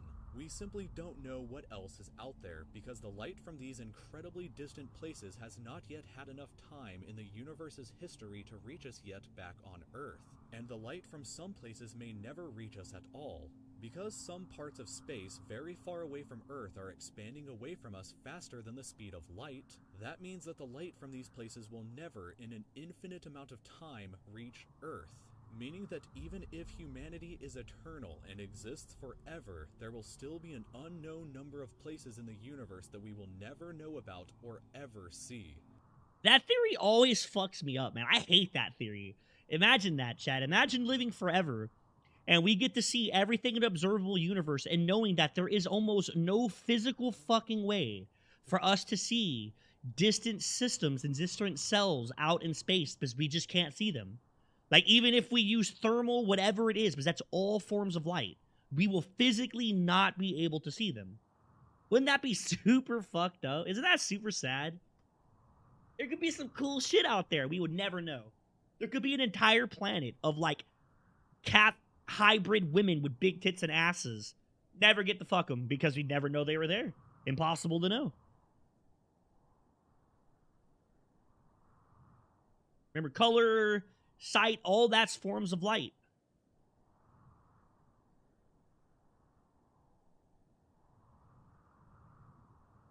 I mean, sad. I want to know what's out there. I want to go explore. I want to go touch shit. I want to pet the shit. So, it is very likely that as unbelievably enormous as it seems, the observable universe is just a tiny slice of what we can currently see of the entire universe. According to the theory of cosmic inflation that was proposed by Dr. Alan Guth, if it is assumed I know that cosmic name. inflation began at 10 to the negative 37th of a second after the Big Bang, and with the assumption that the size of the universe before inflation began was equal to its age times the speed of light, then this would seem to suggest that at the present day, the entire universe is 150 sextillion times larger than the observable universe. That number for reference looks like this, with this many zeros. Let this number sink in for just a moment. This would be similar to you thinking that the entire observable universe, everything that you could see, was the size of a light bulb, but then realizing that in reality the entire universe is larger than the former planet of Pluto. Imagine a light bulb in the center of Pluto, but we inside the light bulb were totally unaware that Pluto existed outside of it, and that's a similar situation to this. We are all so unbelievably small, but you shouldn't worry, because all that means is that there is so much left out there for us to discover together.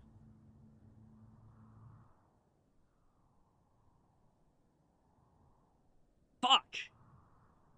Oh, man, that things make me sad. It's like, there's a lot of shit that I'll never, or no one will ever get to see.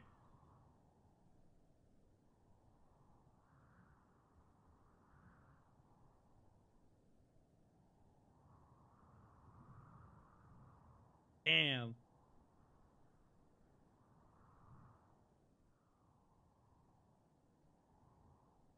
Yeah, they'll never reach us, ever. They'll never reach us. Their universe will die before that light ever touches us. That's so fucking sad, chat. A lot of you lonely losers, your wives could be on those planets. You'll never get them. You'll have to die alone. Fucking idiots. You bozos.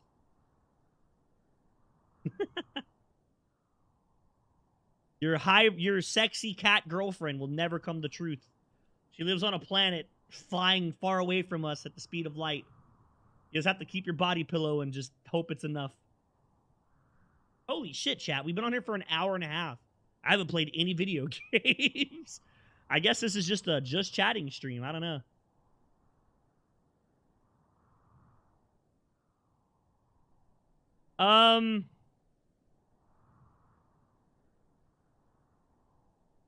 I like the theory. I have two that I really, really enjoy. The first one's the theory that life began all at the same time. So life's basically around the same level of technology. And the second theory that I enjoy, which is kind of part of the first one, is the theory of suspicion, to where life is violent, that other species are just naturally violent like life on Earth is, and that all life tries to stay quiet in fear of being found out by other species.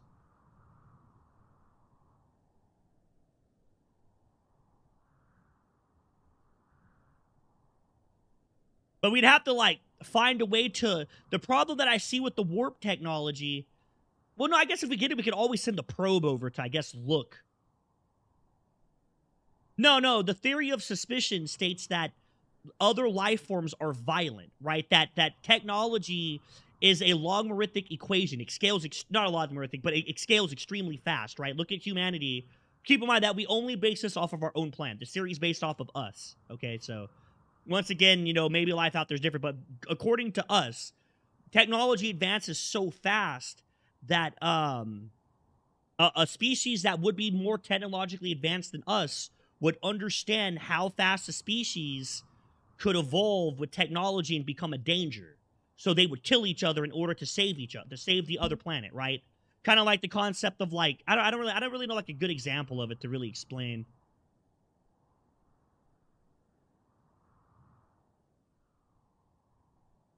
No, they would kill us. They would kill us if they found us, because they know that we could advance to them in time.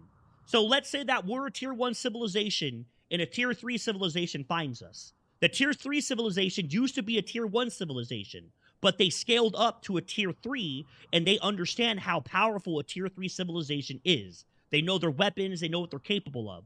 So that civilization would be like, fuck, they know where we're at. We should kill them before they get to tier 3 and try to kill us instead. Whether it's for resources, slavery, whatever it... Oh, are we talking about two different things?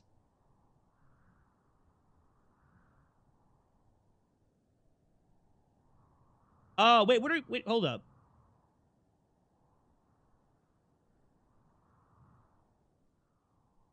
What?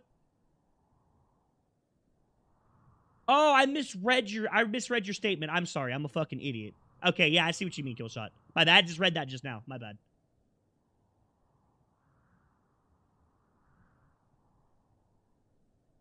I honestly think, I mean, to be fair, I just think that life just isn't technologically advanced enough to do anything about it. I believe the theory of suspicion is a really fun theory to, like, question yourself out when you're trying to go to sleep to make yourself fall asleep. But I don't really think it's applicable. I really do think that life just, in general, is not advanced enough to progress into space travel the way that we see UFOs and shit. Remember, time started all at the same time. Everything started around the same point.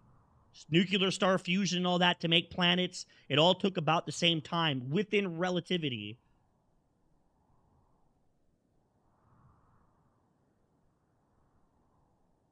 So I just feel that life just hasn't evolved enough.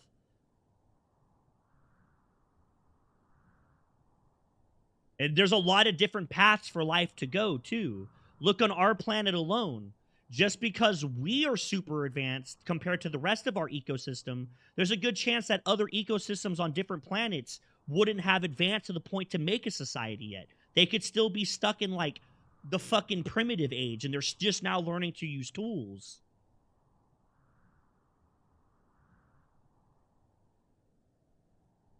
Yeah.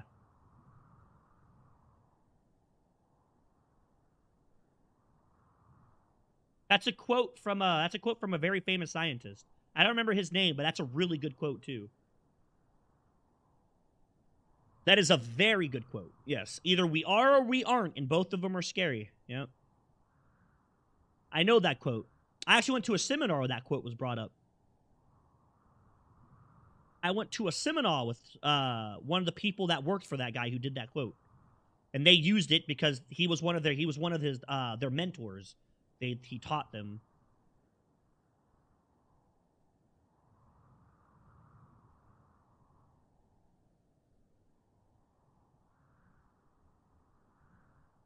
Yeah, I do believe there's life out there. Absolutely. I just feel that people put too much emphasis on the Earth and how special we are. We were really not as special. We were talking about this earlier in the stream. We're not as special as we think we are.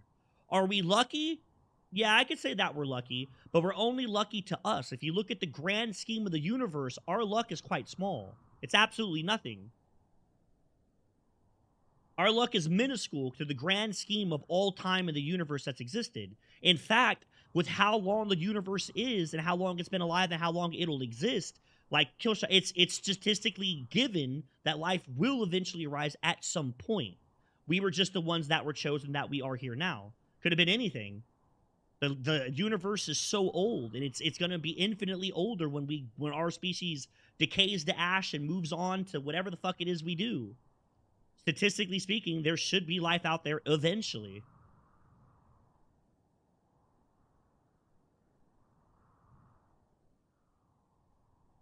Well, life began around the same time. It's not like 13 billion years ago there was just one planet that was allowed to exist to produce life. It's not how that works. Life would have been given the sustainable atmosphere and what's the word for it? Environment all around the same amount of time. After the stars were done fusing, producing heavy metals, nebula were done forming into, you know, dense matter to make stars, all that fun shit. It all takes the same amount of time. Not like the Big Bang happened and out came one planet, and that one planet somehow magically came out with a star that had gravity and was able to sustain itself for the last 14 billions of years. It all takes time. It's all within a time frame. I think you're lost, Hater. You're a little lost, dog. No, absolutely not. Within the first few years, it was just a bunch of cosmic dust that was forming through gravitational pull in space through nebula that were creating stars, and those stars were doing nuclear star fusion.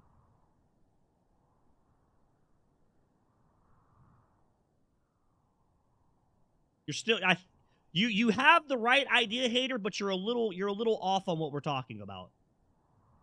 You're a little off on what we're talking about here, dog. You have it in the right. You have your heart in the right spot. You're just a few chromosomes to the left.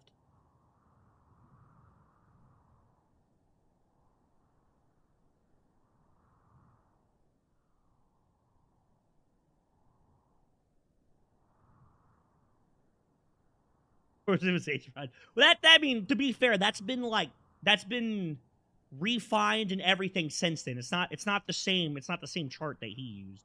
It's a lot more subtle and a lot more concrete now. That's been looked at and changed over time.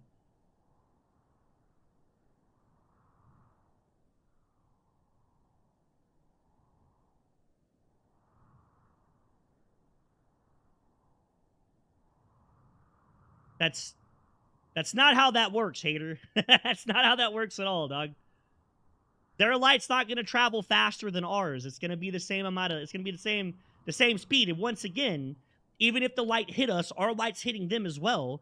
The problem is life would still start in the same time frame. We all would have started around the same basic set of time. Same basic set of time, right? Yeah, it's been changed over a lot.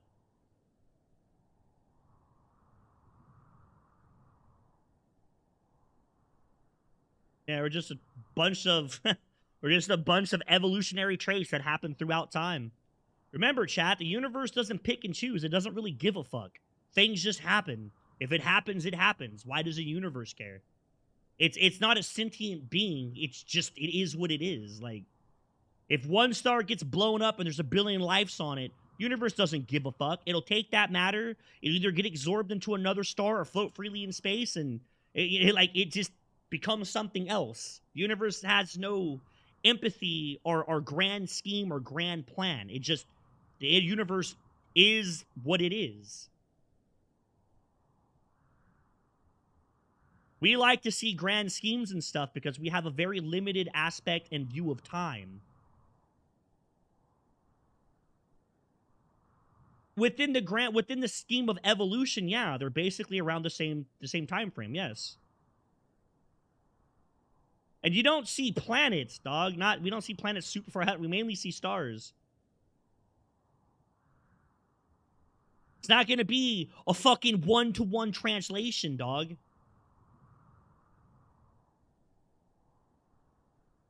What planet do we see that's 100 million light years away? What planet do we know of that's 100, not star? Don't get them confused. We're not talking about stars.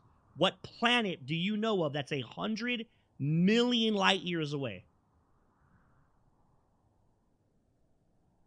That is, well, yeah, there's also a lot of shit that goes into a planet that has a formidable atmosphere for life. It's not like every fucking planet has a possibility for life, dog. Once again, you're being very narrow-minded on this. You're very ill-informed on this subject.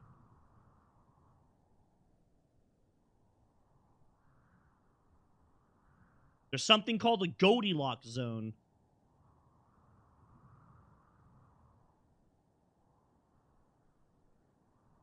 There's tons of planets out there. There's tons of planets. But a lot of them are in such cold locations or in such a hot spot that unless the fucking thing can withstand absolute extreme fucking temperatures of both up or down, no life could exist. And considering that the only life that we're able to understand is carbon-based life forms, those temperatures wouldn't allow carbon to exist. The structure of carbon in life would break apart in those temperatures.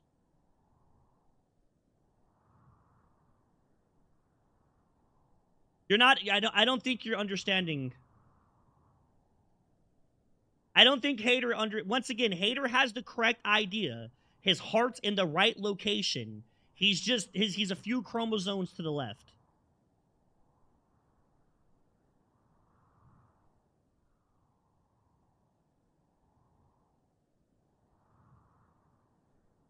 But okay, let's take a few billion years, right?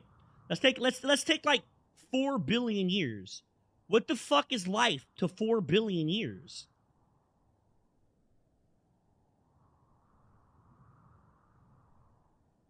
It took our planet a cut, like what? Was it 3.5 billion years?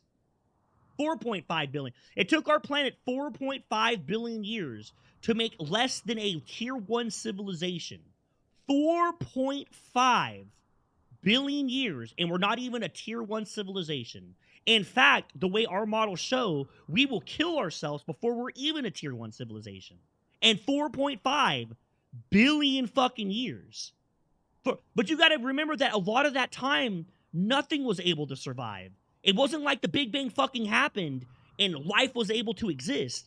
The Big Bang happens, all of the star matter from the Big Bang, from the quark and the string theory, has to come out, make the nebulas, make star fusion, smaller elements into heavier elements like iron and lead and all that. Then that comes out to make planet. It takes billions and billions of years for that to happen. That only leaves 4 billion, dog. And then, once again, you also have to take the equation in of how many of those planets are even able to sustain life. Let's say that it takes 10 billion years for the universe to create planets, but if only 0.5% of all the planets it makes are able to sustain life, then you have to look at how long each one of those, and they're all going to have drastically different times. It's not like every fucking planet out there was made, 10 billion years ago, and every single one of them.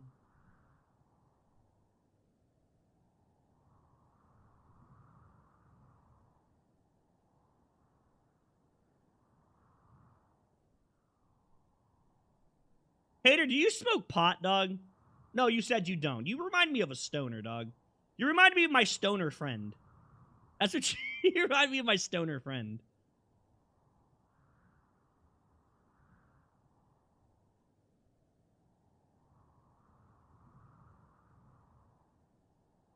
I can tell. You definitely have the retardedness of them for sure. You can tell your brain was deteriorated by pot 100%. You all have that same characteristical like way of thinking. You can just see it. Every pothead I've ever met like that thinks the same shit like that. They have a hard time grasping those concepts. That's just a side effect of pot, though, so that's just what happens when you do that shit consistently.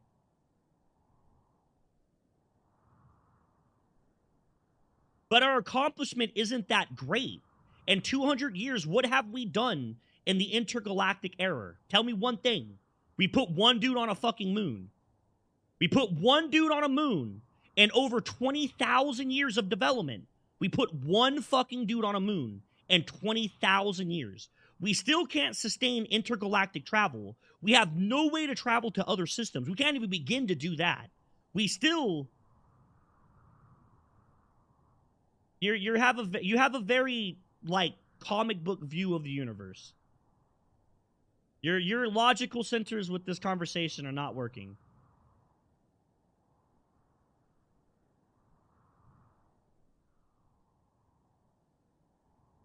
You're putting the human aspiration of technology way too far up.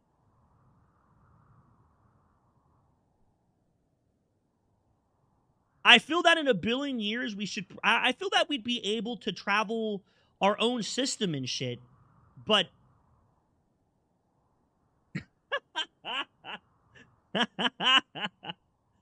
Dog, there is massive limitations to what we can do on our planet.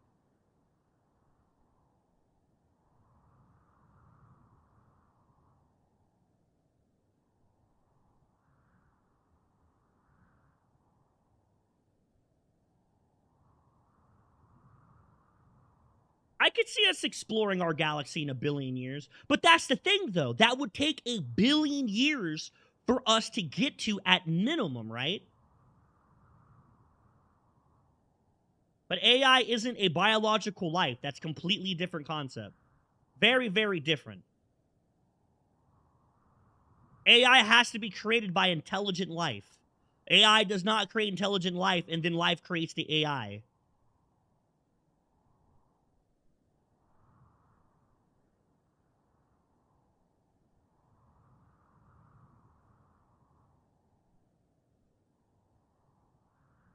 Exactly. It's artificial intelligence. It wouldn't have a conscious. It's artificial intelligence. Hence the reason why it's called AI. It's not called CI, conscious intelligence. It's called AI, artificial intelligence. We are nowhere fucking near creating conscious AI. It's not happening.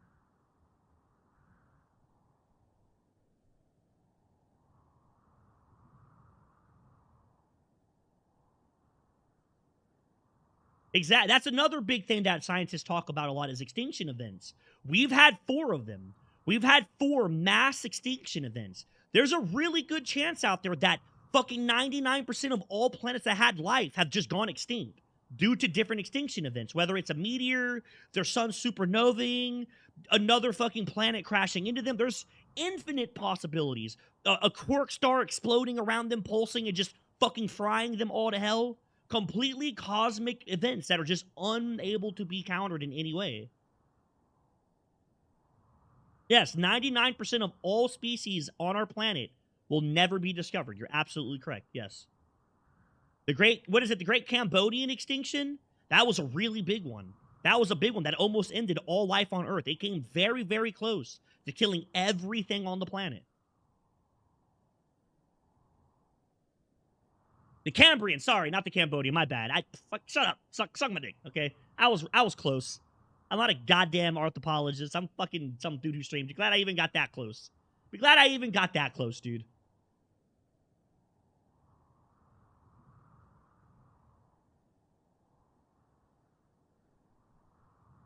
Well, fucking, I'm a dumbass, all right? Just be glad I even know that. But that's just the point, though. Like, you're looking at the idea. Like, you're looking at the final product, and you're trying to apply it to the past. That's not how shit works. You have to look at the past to see what gave the final product. You can't be like, humans are smart now, so other species should be smart because we're here. No, we got here through a shit ton of events. Every other species is going to go through the same event, or not the same, but the same concept of events that we went through. Not all of them are going to survive. A lot of them will be set back to the Stone Age. Let's say that there was a species that somehow maybe got to the spot that we are. A fucking quark star happened. Fried half their planet. Boom, they're knocked back to the Stone Age. They get to start all over again. Seems to happen here.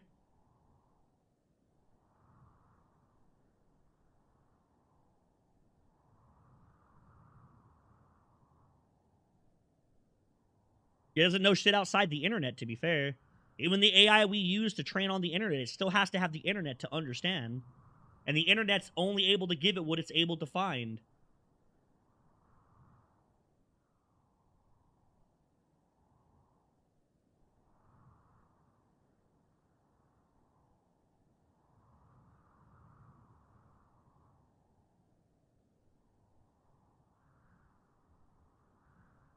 There's a lot of shit that can send us back to the Stone Age. War can send us back to the Stone Age. A fucking meteor can send us back to the Stone Age. If the sun one day was like, man, I decide to make a super solar flare and just wipe out all technology on the Earth, we'd be sent back to the Stone Age. Like, there's a lot of shit that could fuck us. And keep in mind that if we got sent back to the Stone Age right now, we wouldn't have the raw resources to start back up again. You know, when it all started, there was plenty of resources in the Earth for us to get to where we are. We wouldn't have that to start all over. We would be lacking a lot of shit. A lot of the resources now we refine to make those resources usable. We would have to start all that over. And I mean, fuck, dude, we've used a lot of resources. We've dug and drilled a lot of that shit up.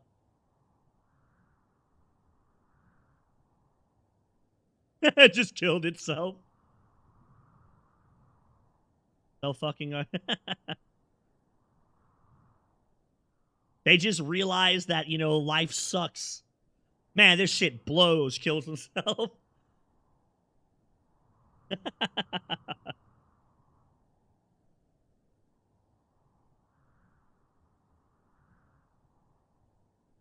Dude, there's a really, really, really good chance that if everything just disappeared, humanity would just die out. I think it's crazy how these idiots are like, oh, no, you don't understand. I could survive without technology. My dude, you still rely on it every fucking day of your life. What are you talking about? And there's just not enough people in the world to repopulate it back to what it was. It just wouldn't happen. All the humans in the Amazon would survive. You mean the country that we send a shit ton of stuff over to help them survive? Water and food and all that shit? You mean those guys?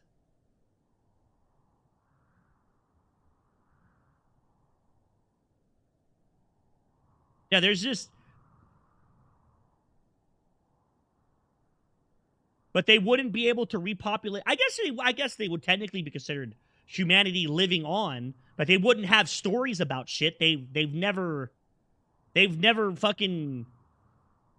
seen technology. If you're talking about the tribes, I think you're talking about the Indonesian tribes and shit that live on the island that try to kill you if you go there.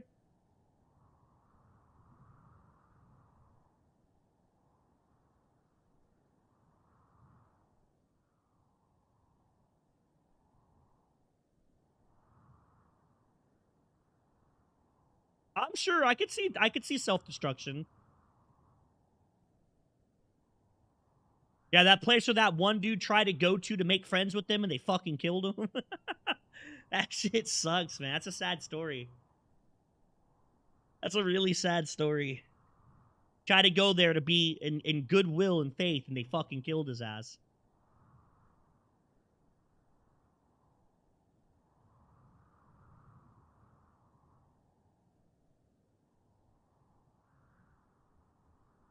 I mean, I don't know, dog.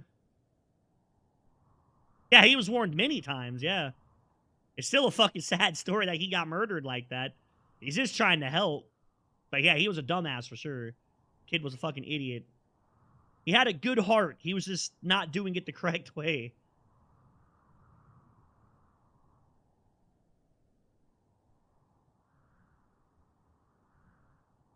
He had a good heart. He just had it in the wrong place. Trying to do good for the world, just not in the right area. They killed his ass and probably ate him. Yeah, the, what was that called? Norway Strait? No, that wasn't the name. What the fuck was it called?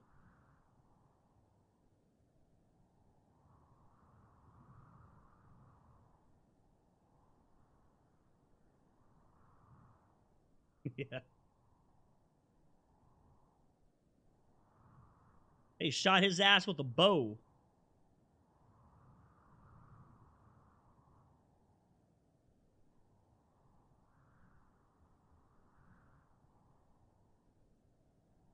Absolutely. That's the whole, like, that's the whole concept of the 40K universe, right? Is the fact that at one point humanity was like an absolute crazy powerful universe, but they got sent back to basically the Stone Age and it was never able to recover. Just wasn't possible.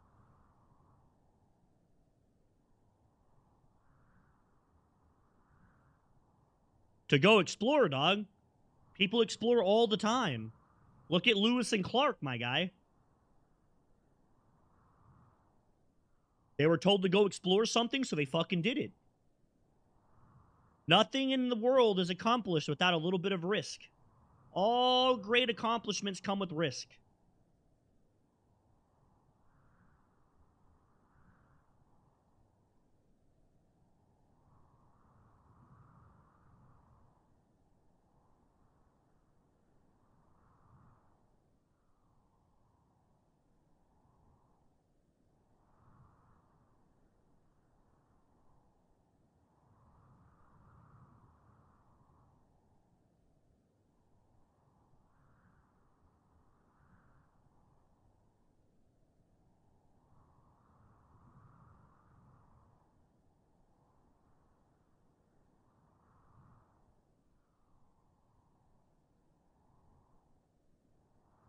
Yeah. That's the evolutionary driving factor to our progression.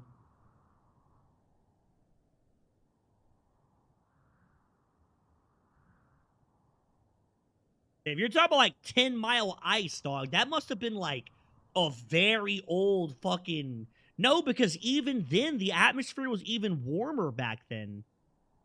The further you go back, the warmer the atmosphere was naturally. 10,000 years ago. I don't think all of the North was covered in 10-mile ice. Yeah, that would be a long fucking time ago. You know there has to be water for ice to form, right?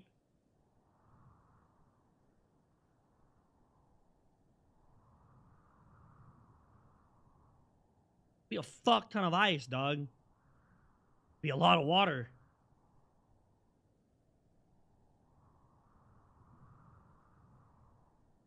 You know, my waiters, the bullshit's getting deep. I know what an ice age is. I don't think you understand how deep 10 miles is, though. I think you're the one not understanding what you're saying. Do you know how fucking much water and how much mass 10 miles of ice would create? You know how much effect that would have on the land from pure erosion? I promise you, if North America had 10 miles of ice on it at some point, we would fucking see it. Yeah, that's a lot. That's all the way up in like the fucking second layer of the stratosphere, dog. There has to be a fuck ton of water for 10 miles of ice. Like the entire North America must have dipped down. Everything on top somehow it somehow got cold enough for the temperature to reach 10 miles below the surface of the water, which, holy fuck, dude. Like, Mariana's Trench is only like 4 miles deep, so we're talking double the depth of Mariana's Trench, right? All the way down, the temperature must go down, which as temperature goes through water, it drastically decreases. There's no... maybe, like, very, very small select sections were 10 miles. But even then, that'd be fucking pushing it. I can't even see that. 10 miles is a lot of fucking ice, dog. Holy fuck. That would be so much ice that should be able to pretty much change the entire atmosphere's temperature. I don't think it'd ever melt.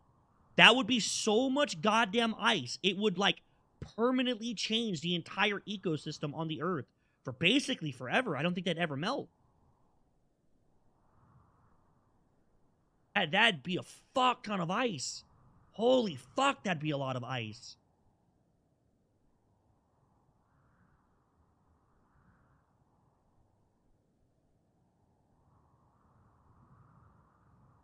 That sounds... That shit sounds like something you'd read off of one of those corny-ass Facebook things. Or like one of those real clickbait titles you see on the side of a website. That's what that shit sounds like. They're like, oh, 10 miles of ice we discovered somewhere, you know? Like, you guys ever see those stupid-ass clickbait titles? My favorite ones are the ones that are like, scientists discover so-and-so, completely changes the field of so-and-so. And, like, you fucking read it, and it's like something that we've already known, they just refined it. Like, my favorite one that I ever read was the one where this fucking idiot on YouTube was like, oh my god, scientists discovered new information about the Big Bang. Completely changes what we know about it. And then I listened to the videos, I was like, what? Like, the cosmological scale for the Big Bang is like the most perfect model we've ever made. So I listened to it, and it literally wasn't that at all. It was just that they were able to pinpoint at a closer time and more relevant area of where the Big Bang happened, is all it was. It's just like stupidly clickbait shit. That's what that shit that you're talking about, Hater, that's what that sounds like. That sounds like one of those really clickbait articles. That is just a complete fucking lie from the start. Okay. 2 miles is literally 5 times less than 10. 10 is a lot of fucking ice, dog. 2 miles, fair enough. 10 fucking miles, that's a lot of fucking ice, dog.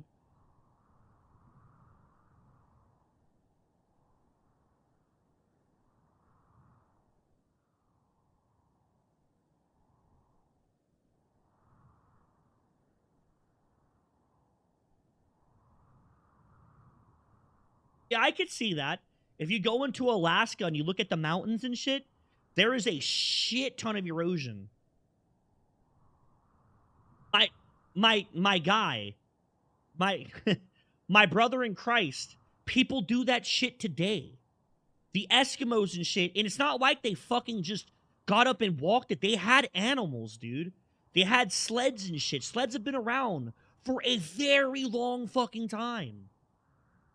It's not like they just got up and was like, all right, guys, I'm going for a walk. I don't know when I'll see you. Peace out, dog. They grabbed like one fucking Slim Jim and walked out in the distance of the sunset. It's just shit that they prepared for. They knew they were doing. They went as a community. They probably didn't just walk the whole thing. They would walk and stop and make a little spot, and they would eat, drink, stay there for a few days, and then keep going. Keep in mind that there'd also be animals during that time, too. That right there would be a hospitable place for animals. There might have been whatever the fuck it is they hunted at that time. It's not like it's going to be some barren-ass wasteland.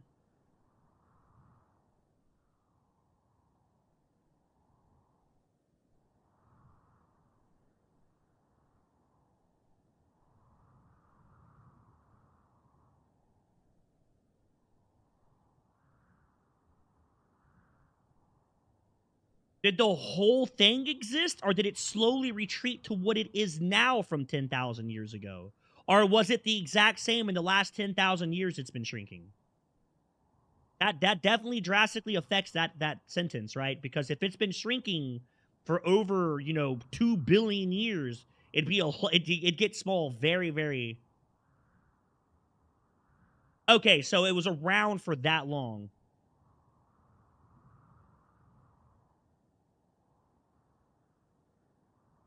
Like, even 10,000 years, that much ice would have a drastic impact on the Earth's atmosphere. That'd be a lot of fucking ice, man. It would take a long time to melt that ice. But I don't know. Once again, I'm not a fucking not a paleontologist, whatever the hell they're called. The people who study all that shit. I know there's a term for them.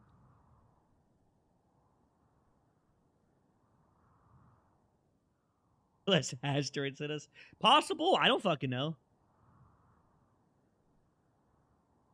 It wouldn't have vaporized all of the ice. It'd have to hit ice. The asteroids would have to hit every spot of ice. It'd only melt the ice around it. And they'd have to be some pretty big fucking asteroids to make, like, massive parts of the Earth melt away like that. And then you'd have to ask yourself, like, where is all the impacts for them? I know we know of some impacts for asteroids on Earth, but we don't know enough to... At least I don't think we do. Fuck, I don't want to stick my foot in my mouth. Yeah, it would have to, like, extinct all... It'd either be a fuck ton of asteroids or one really, really big one. Yeah. And there would definitely be evidence of that for sure. And I haven't heard anything about that. Once again, I'm not in the loop. Maybe you guys have heard something. I have personally not. But you know how far south Arizona is? Compared to North Canada? Do you know how far south Arizona is compared to North Canada? Like, would you like to like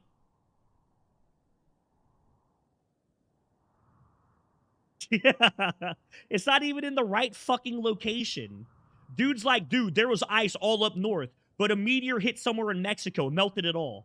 It's like, dog, let me tell you something. If that asteroid have enough velocity and mass to hit that far south and melt all the fucking ice all the way up to North Canada, I promise you the world wouldn't be here right now. We would not be here. We would not be in here right now. Everything on life would have got killed. It would have fucking disintegrated everyone. That much heat would have burned our atmosphere out. We would have died. Yeah, I guess if it's a few ice cubes on a beach, I'm sure it could melt that, but it's not going to melt a fucking sheet 2 miles thick. Not happening.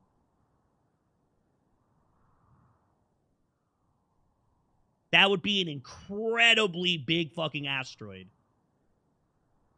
That's what I'm like, to have enough kinetic energy, or kinetic energy to hit the Earth that far south and melt 2 mile thick ice all the way up to Canada. No fucking way. I call bullshit. Whoever has that, if that's the actual theory, they're fucking lying. There's no way. They have no clue what they're talking about.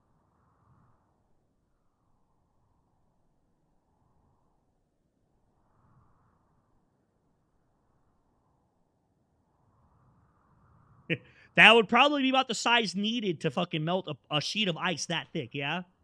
Yeah, that sounds about right, yeah. About the size of the asteroid that wiped out the fucking dinosaurs.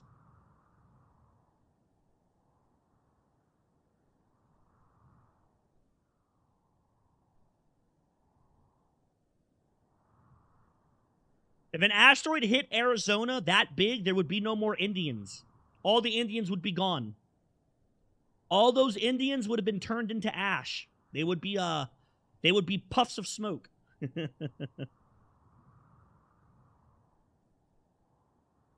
Yes, but keep in mind that when an asteroid hits a planet, the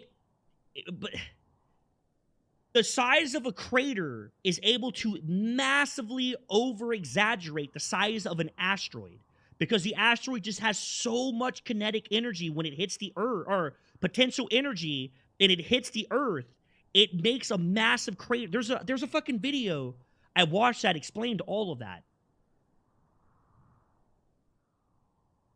Oh, I guess that's it. Okay. I guess that's the one I'm talking about, the one he's talking about. Yeah, like they actually have a model that shows that a tiny little fucking rock launched at the speed of an asteroid can make a crater that's huge. Well, yeah, a nuke also has like a fraction of the fucking energy that an asteroid has. It would kill everything in North America. Everything would have died. If there's enough heat to melt that much ice and vaporize it, what the fuck do you think it's going to do to any human that exists in North America? Them motherfuckers would have been disintegrated to ash. They would have disappeared. If you're telling me there was an asteroid that was able to produce enough fucking heat to melt an entire, 2 miles of ice instantly and vaporize it, Every living creature in North America would have died with it. Well, where's the other impacts? If they're big enough to melt that much ice, there should be many, many, many more impacts. Like hundreds of them. There should be hundreds of them. Absolutely hundreds of them.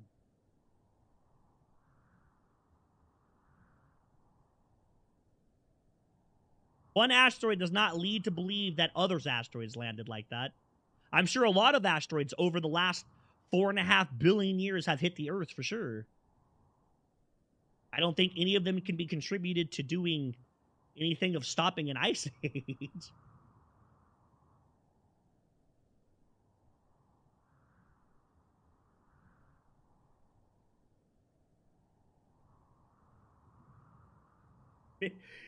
What I'm trying to get at though, this is what I'm trying to say, right? This is the whole concept of what I'm saying, all right? If that asteroid had enough heat to vaporize and melt 2 miles of ice, it would have vaporized every living thing, plant, animal, person in the same radius as well. They would have killed everyone. There would be no life in North America. All animals, all like what's the word? All native creatures wouldn't exist. Dude, an 8-mile asteroid sounds like the size of an asteroid that took out the fucking dinosaurs.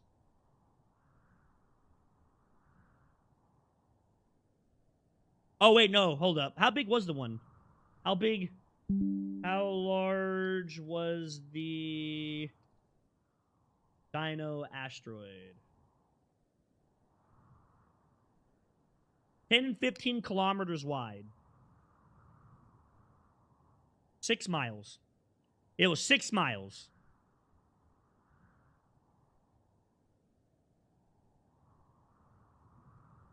Let me make sure. Yeah, 10 to 15 kilometers wide. A crater 150. Oh my god. That's like what? 6 to 8 miles, right? 6 to 8 miles? Fuck, dude. Unfortunately, I'm too stupid. Yeah, 6 to 9. Sorry, 6 to 9 miles. Oh, you're absolutely right. It would have melted everything down there, but it also would have fucking killed everything on the planet. Everything would have died.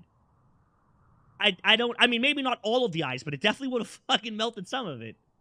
It would have killed everything, just like what happened with the that asteroid would have been, it's just like what happened with the one that hit the dinosaurs, right? It's not just the asteroid that's the problem when they're that big. It creates entire planet-sized disasters. It fucks everything up. It fucks up volcanic eruptions. It'll create mass storms in the ocean from the giant tidal waves and different temperature water moving around to create hurricanes. It will, I mean, it's not just the asteroid that's the problem. I was just discussing the heat because we were talking about melting ice. But there's more to it than just that.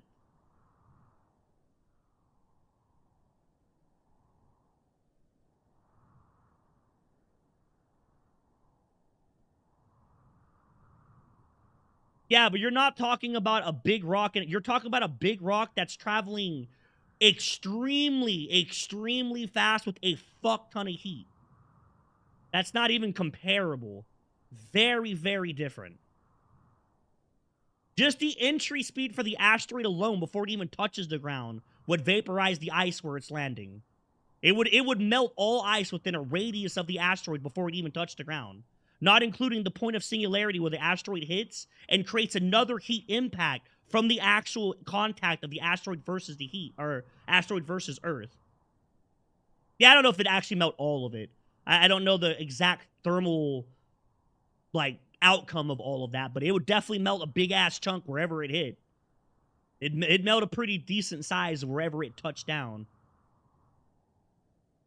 I was about to shut the fuck up. Dude literally has a degree in aerospace. I think he's smart enough, dog. I think he's smart enough. Yeah, it just turns into smoke. The asteroid gets vaporized.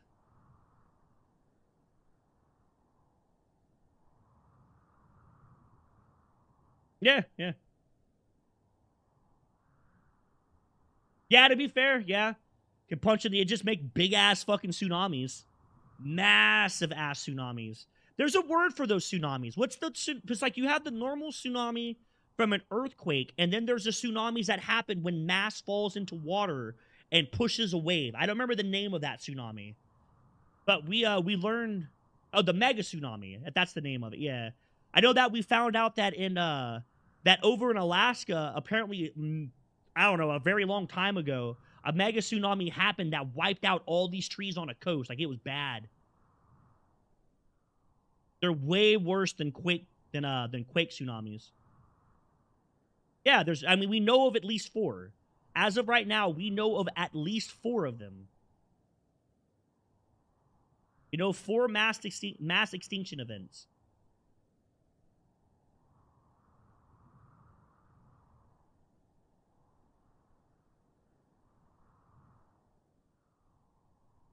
That might be the one I'm talking about. I know it was fucking huge.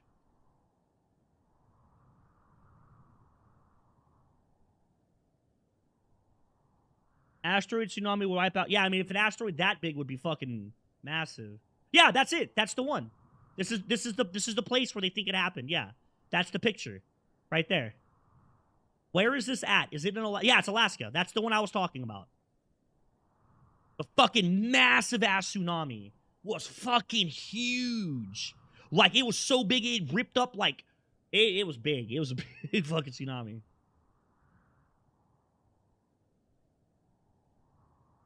Yeah, but I mean, you're looking at such a small chance. Yeah, it was in this thing. It like helped it feed, like resonate with itself to push out and make it larger and larger. Yeah. They actually did a whole reenactment of this on a computer. It was really interesting to watch.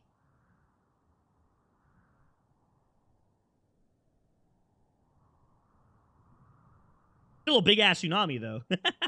Still a fucking scary ass tsunami.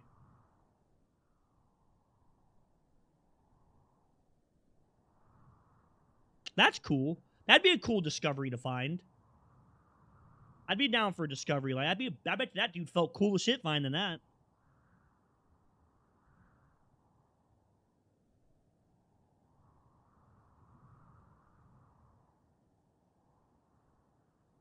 That extinctions happen. Like, we know of 4 of them. We know as for a fact there's 4, and we know for a fact that there's more. We know for an absolute fact that we don't know all of the extinction events.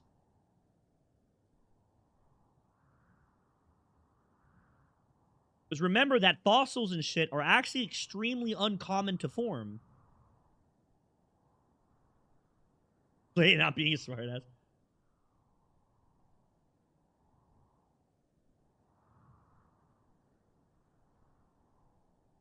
Yeah, relatively between us and the next thing, there's really nothing there.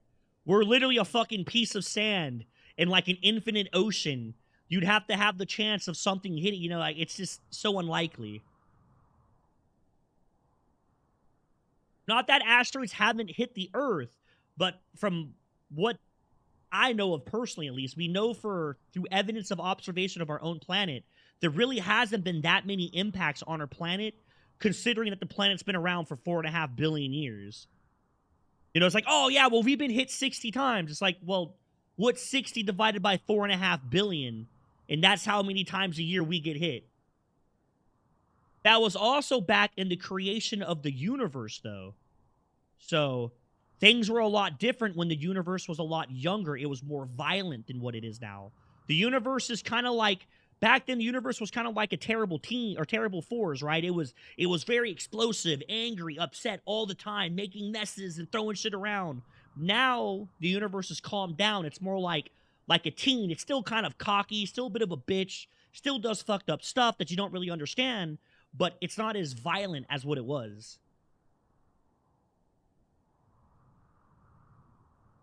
Oh, what'd you send me? I like reading shit. What we got here? What we got here? What is this? Asteroid. Oh, you know what? Let's do this on chat. Let's do this on Twitch. You sent me a really cool link. The guy dies and you're alone in I do not care about you. All right, chat. Yeah, I mean, if you go forever, you'll hit something, but forever's a very, very long time, dog. The forever is a very long fucking time, man.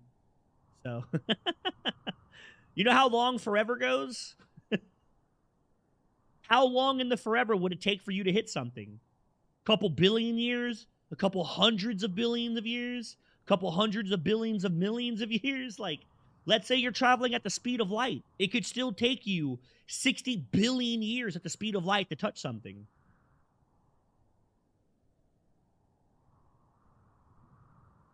Forever's a very long time, so that's kind of a very weird...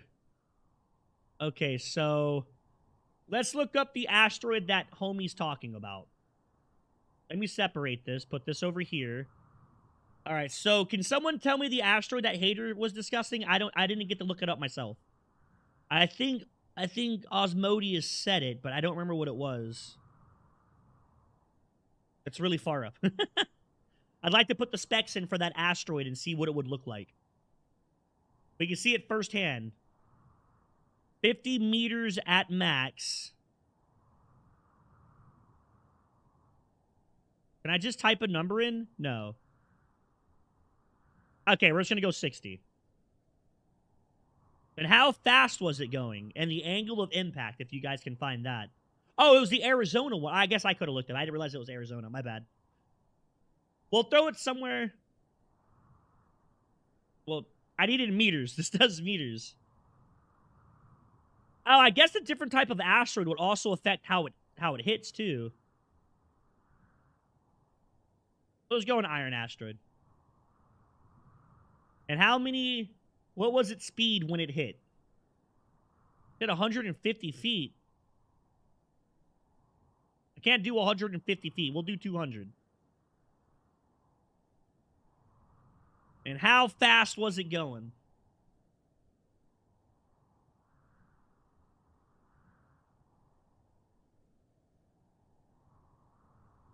We'll hit something like New York City. Hit like right over here. 45,000 miles per hour. Does it give you the angle of imp? Oh my god, does it give you the angle of impact or no?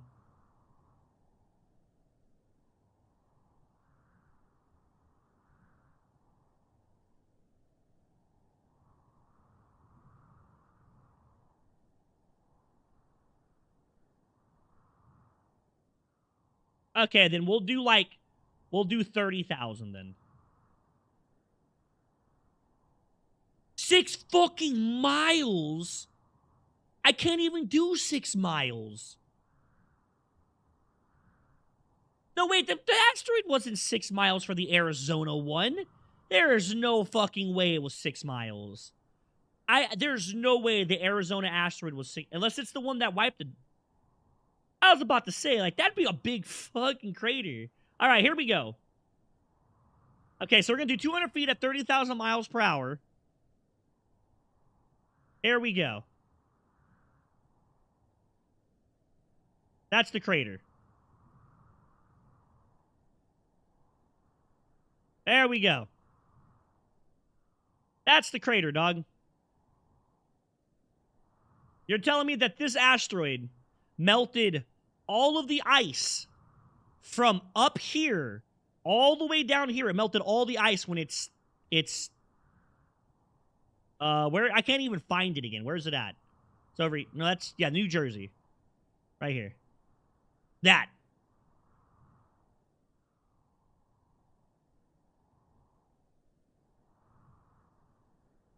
There we go. That's how far the shockwave and everything, or the wind and all that would have hit.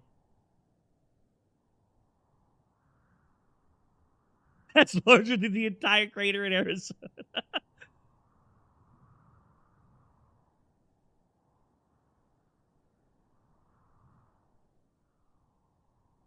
I'd like to see the temperature. What was the temperature on impact? Ah, it doesn't tell you. Ah, man. Love to know the temp.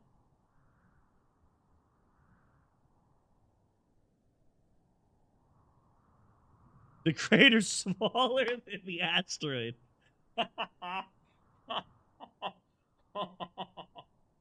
Man, what a time to be alive where we just their physics doesn't exist. Like, okay, do like 1 mile at 35,000. We'll throw it back in New York to see. There we go. That right there is 1 mile size asteroid.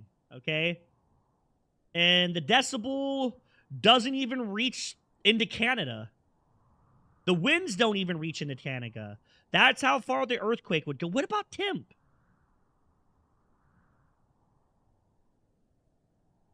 A 1 mile thing makes a 9.9 mile crater.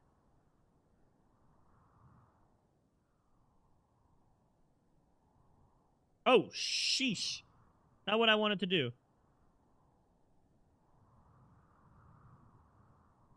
246 gigatons of TNT. Good fuck. Good lord. That's a big hit, bruh.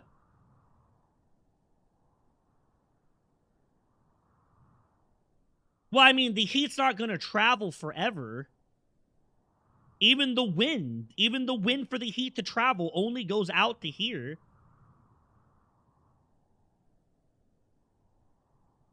This right here is the Earth. This right here is what the magnitudes for the Earth would end.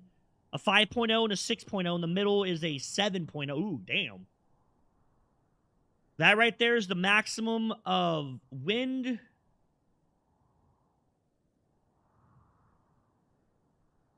This right here would be the decibels.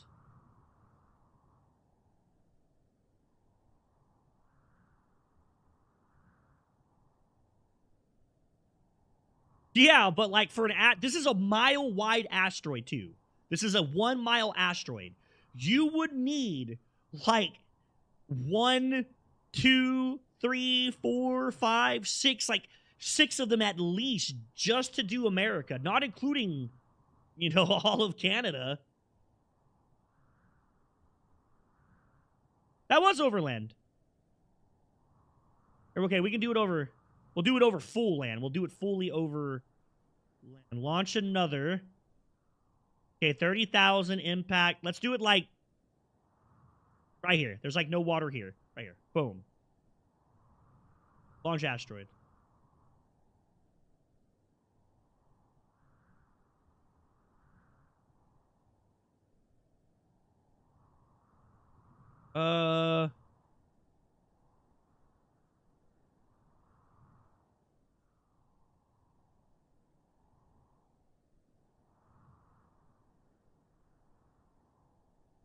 Fuck, I don't see the heat.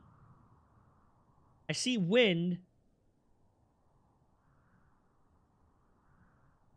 And this is bigger than that one too. This is a 10 mile wide asteroid. So no, a 1 mile. Sorry, this is a 1 mile wide asteroid.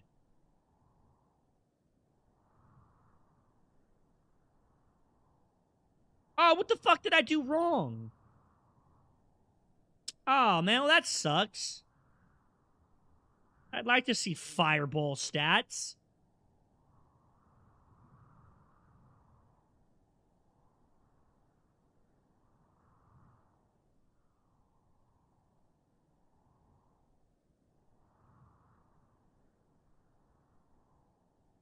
Can't make it longer than a mile.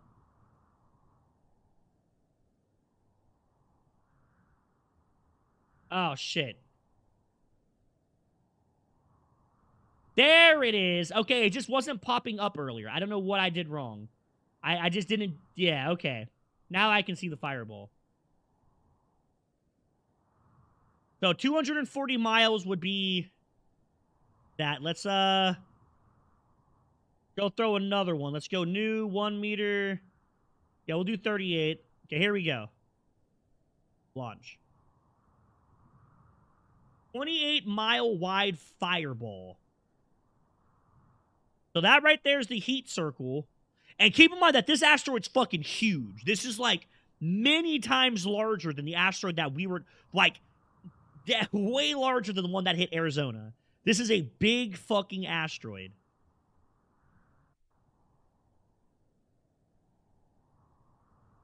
Even this one asteroid would not have been able to melt ice large as this area. Not if it's 2 miles thick. Not happening. It might have melted the ice and some of the ice in this, but out here it just would have got a little sweaty and just would have refroze on top of the other ice.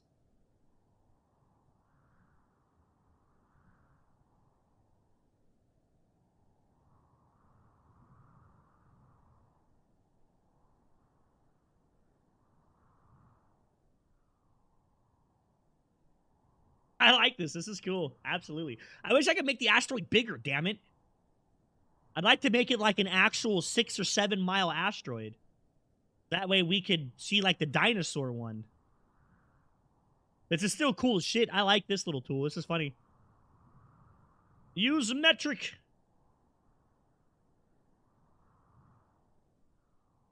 Yeah, here, I can do it again. It tells you the temperature, yeah.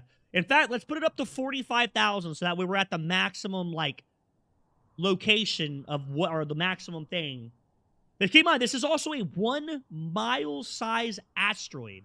Way larger than what it would, what's the one that was in Arizona. Way fucking larger. Oh no, it doesn't actually tell me the fire temperature. Okay, no, it doesn't tell me the temperature. I'm sorry. I thought it did. My bad. Ooh, I had 3rd degree burns before. Those fucking suck. And I've had 2nd degree. I mean, to be fair, if you get 3rd degree, you're going to have 2nd and 1st degree too. Kind of comes in a package, so. Had 3rd degree burns. Those fucking suck.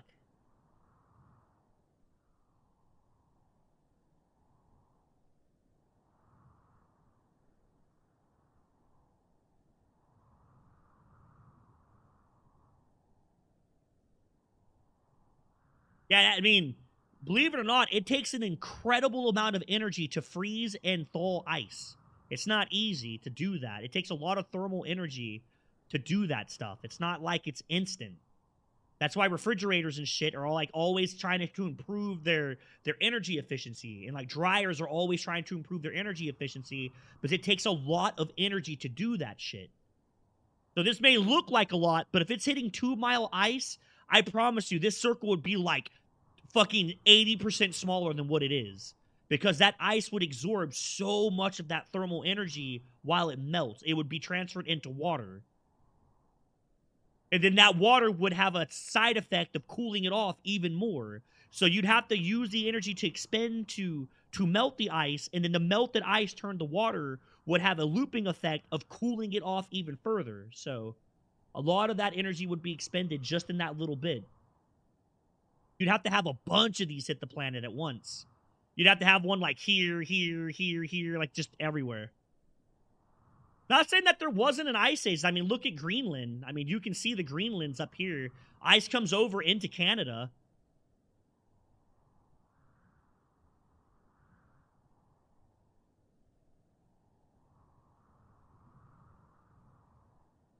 Yeah. It would have to be like a core temperature of the Earth would have to change to melt that type of ice. Like the Earth itself would have to warm.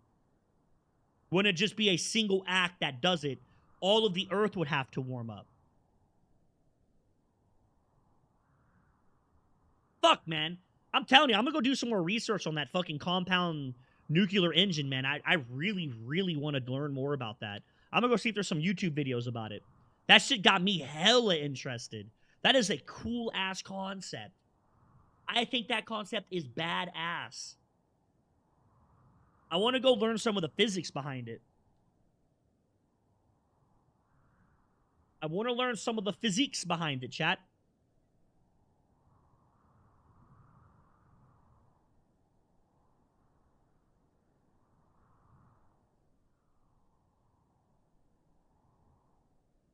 That's why I think it's weird when people say global warming isn't an actual thing. It is. It's a natural thing that happens. The Earth naturally cools and warms up. The issue with us is that we're messing with the natural process of the Earth doing that. We're speeding it up.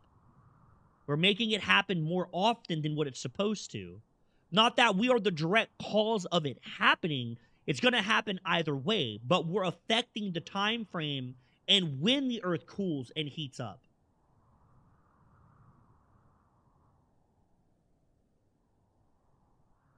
I have an aunt that tried to argue about this, like, oh, global warming is a government conspiracy. I'm like, no, it's not. It's like, well, I don't see how we can. I'm like, well, that's because you're listening to fucking fake scientists. Like, no scientist that knows what they're talking about is going to tell you humans cause the earth to warm up. Not how that fucking works. The earth warms up and cools off all the time.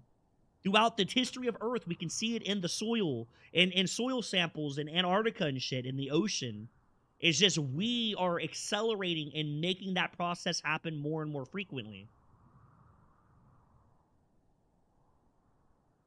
The sun produces a lot of heat to the Earth, chat. Well, yeah, it's because we... Unfortunately, we are able to mass herd animals and produce mass amounts of, like, exhaust and shit into the atmosphere. Absolutely. That's exactly the problem, is that it's happening faster than the normal time that most environmental factors can adapt to. Normally, trees and shit have time over thousands of years to adapt to that climate change. They're able to change themselves to stay alive. And the ones that don't are weeded out through natural selection. That's just how nature works. The problem is that that's not happening. A lot of different trees are dying. Like, it's bad. I don't remember how long ago it was, but I remember in Europe, they almost had an entire species, like 2 or 3 entire species of trees, almost completely die to that. Now, you could argue, oh, well, that's natural selection, and fuck, maybe it is. I don't fucking know. I didn't live in the past. But it just seems that that's not normal.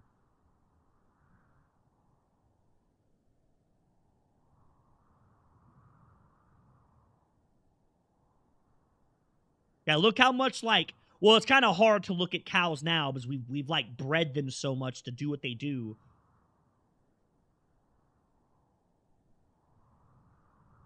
And we're having a very big hand in the process of that heating and cooling off. That's what scientists that know what the fuck they're talking about are talking about. The ones that just come on TV and go, yeah, guys, don't use Lysol anymore because we're making the planet hot. They're fucking idiots. They're just paid actors. That's all they are. An actual environmental and scientist will not say that stupid shit. He'll explain that that's not what they're getting at. They're getting at that we're having a negative effect on that process, which makes sense. There's a shit ton of us. There's a lot of us.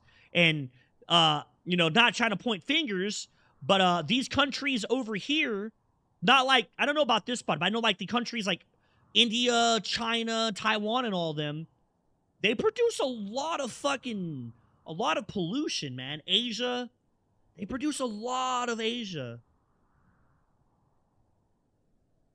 Yeah. Billions of years ago, where volcanoes used to just erupt on land. Yeah, absolutely.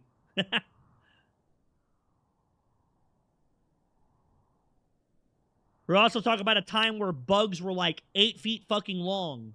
You don't see 8-foot long bugs anymore, do you? Like, the climate has changed by itself over time.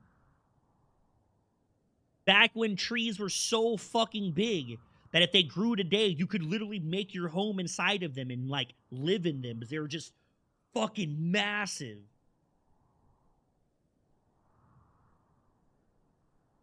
Because the oxygen content on Earth was drastically different than what it is now. There was much more oxygen in Earth back then. So much oxygen that humans would not have been able to live like we do now. It would kill us. It'd be poisonous.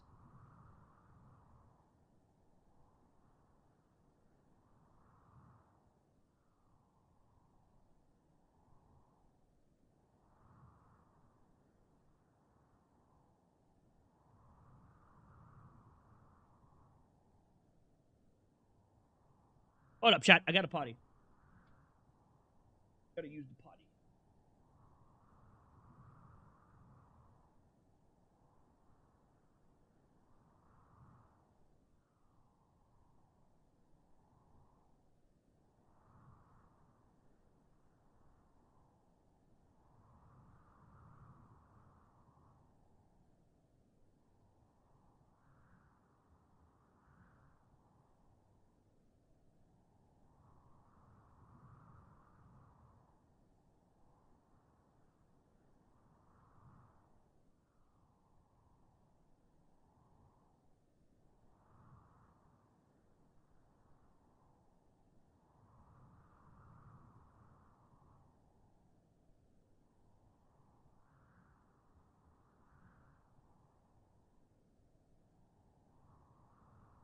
Yeah, as time goes on, it feels like volcanoes aren't erupting on the actual, you know, land formations as they used to.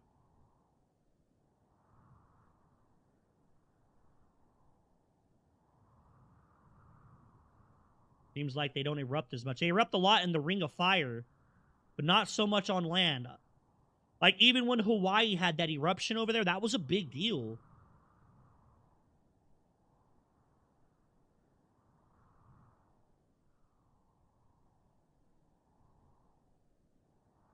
Yeah. I wonder if it's because we know what the fuck they are now, so we try not to live around them, or if it's literally that they just calm down over the years. Because it's one of the two. It's definitely one of the two.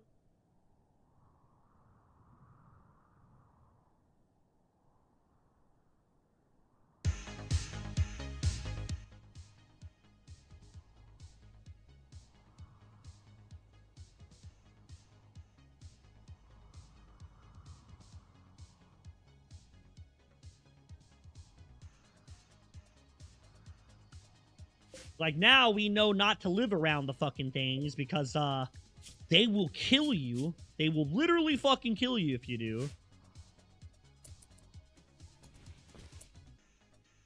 They will literally fucking kill your ass. Alright, chat. Do we want to do a... Do we still want to do a RimWorld stream, or are we done for the night? I'll let chat decide. It's up to you guys. Either way, I'm staying up and playing, so... I'll let you guys decide. That was a fucking 2 hour and 40 minute life discussion for us.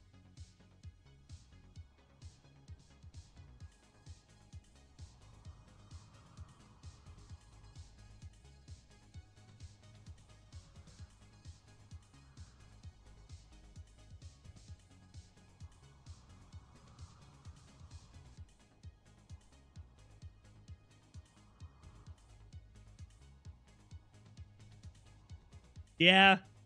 Volcanoes are quite destructive when they do erupt. They're pretty fucking scary, that's for sure. They are definitely not a joke. Volcanoes are pretty fucking bad. Absolutely. Absolutely scary as shit. They will fuck your stuff up. 100%. Oh, I'm in permanent summer. No wonder why it's so hot here. Oh, that's fine. Before I do this stream, I gotta use the potty real quick. I gotta go fucking take a little dirty motel, so I will be back, and then I'm gonna play. If everyone's here when I get back, awesome. If not, have a fan-fucking-tastic night. I'm gonna be gone for, like, I don't know, 5 minutes. So, mwah. You guys can watch a video. Oh, I have to change it over. Here, let me put a video on for everybody here. You guys can watch, I don't fucking know. Watch something. Here you go. This looks funny. I like this guy. This guy's funny as shit. I love this guy. Fucking makes me laugh. I'll be back. Hey kids, John Wilkes Booth, Lee Harvey Oswald, Hitler, all people who gained massive notoriety by killing one of history's famous leaders. But there are two Americans who committed an equally heinous crime as these three, yet their stories are seldom remembered, mostly because nobody really cares about the presidents they killed. Originally I was going to talk about both of them, but the video ended up being way too long, so today we'll just stick to, this one I guess. Charles J. Guiteau was a pretty silly guy, and to understand how a guy could be so silly, you gotta start with his youth. Guiteau was born in Freeport, Illinois in 1841. His mom had postpartum psychosis and died when he was 7, alongside 3 of his 5 siblings. His dad, meanwhile, was mega religious and made a big point out of instilling those values in his son, often physically. This influence molded Charles into a boy who sought nothing short of total approval from others and who would react very harshly to any criticism levied upon him. As a teen, he moved to Ann Arbor, Michigan for high school. He tried to get into the University of Michigan, but he goofed on the entrance exam, so he did what anyone in his situation would do and said, well,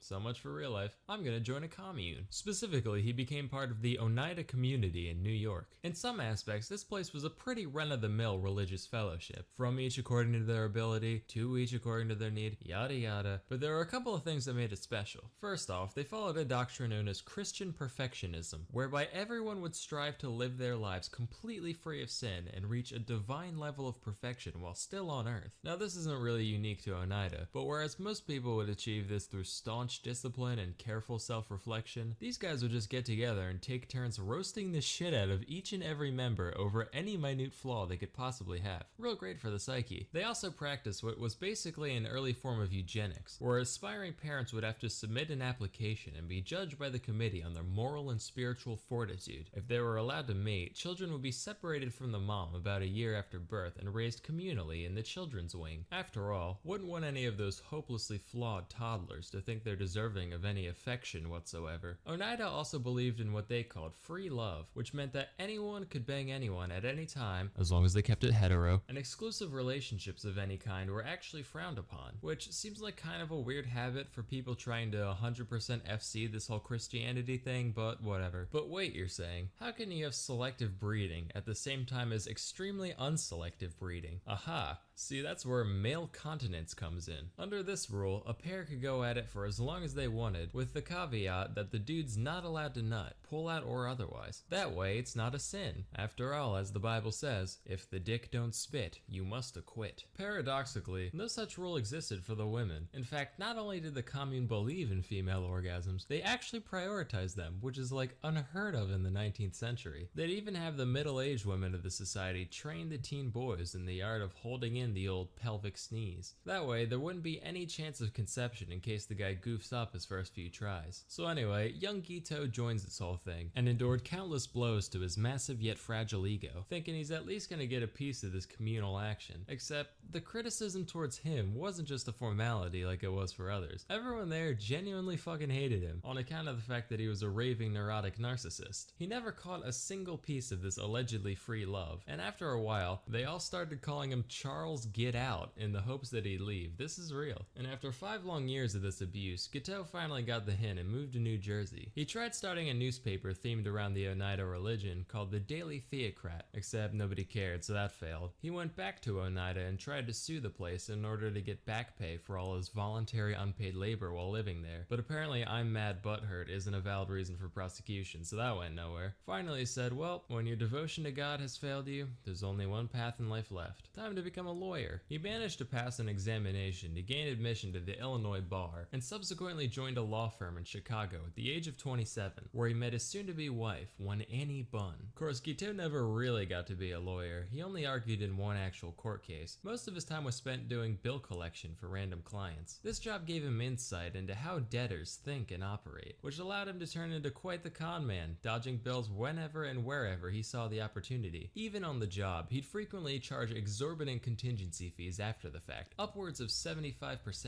And sometimes he'd just keep it all and completely ghost his clients. After all, what are they gonna do? Send another bill collector? Well, it turns out they did, so Guiteau and his wife fled to New York. Here he ditched law and started getting into politics. Specifically, he wrote and delivered a speech in favor of Horace Greeley, the 1872 Democratic presidential candidate. And he somehow got it in his head that if Greeley won, his campaign would be so greatly indebted to him that they'd fulfill his desires to be the Minister of Chile, as though a total rando like him could just, name a job and it would be his. In reality, the speech was an incoherent mess heard by next to no one, and Greeley lost by a landslide. As the years passed, Annie got real sick of living life on the run with a broke-ass bitch, and Charles was none too keen on her weighing him down either. But back in the day, you couldn't just divorce someone willy-nilly, you needed a valid reason for it. So Charles concocted the brilliant scheme of banging a prostitute and then having her testify in court. The plan worked, with the pair successfully divorcing in 1874, and the only downside was syphilis. Whoops. Guiteau started dabbling in theology again around this time. He published a book called The Truth, which was almost entirely plagiarized directly from John Noyes, the founder of the Oneida community. But despite being a man of God, Guiteau was still very much a two-time varmint, and moved frequently in the dead of night to keep collectors off his tail. His brother caught wind of this and wrote him a letter basically saying, hey,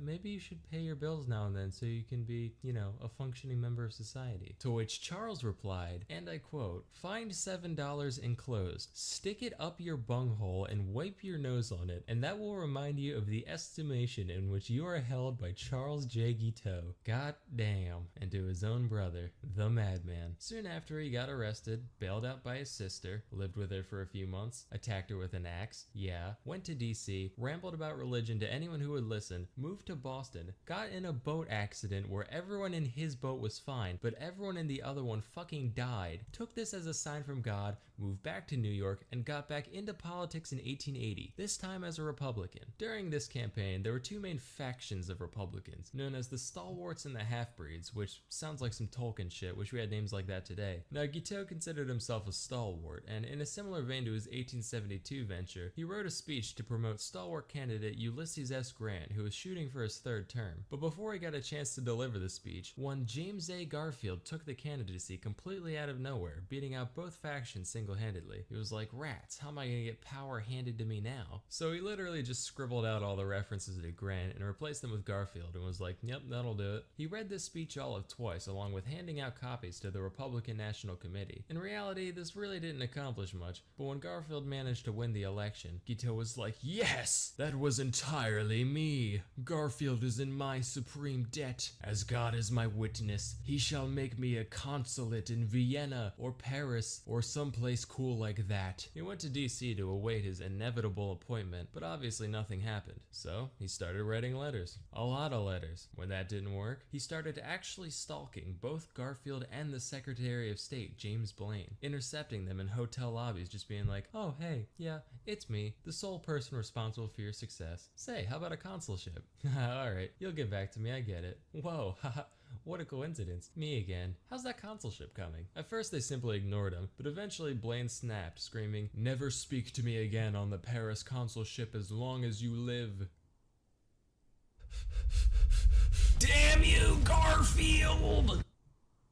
I sense a disturbance in the force. Maybe daylight savings just made Monday an hour longer. Wow, Garfield, that was quite the wisecrack. It's amazing how you managed to keep things fresh year after year. Burn in hell, beige dog. At this point, Guiteau completely renounced any faith in the current administration, and after a lifetime of clout chasing met only with disappointment, he decided his only option was straight up going postal. He convinced himself that it was now God's will to remove Garfield from this mortal plane in order to put his stalwart vice president Chester Alan Arthur into power. When he went to buy a revolver, he was given the choice between a wood grip and an ivory grip. He went with the ivory one for no other reason than he thought it would look cooler in a museum, and on July 2nd, 1881, he ambushed Garfield at the Baltimore and Potomac Railroad Let's station, put up some shooting Remy him twice World. in the back and mortally wounding him, all because he wouldn't give him a job. Garfield managed to hang on for 11 weeks before finally dying, which sounds like hell. Today's modern physicians actually believe that... Was it? I like this dude, Salmonella. I'm gonna subscribe to him. He's funny.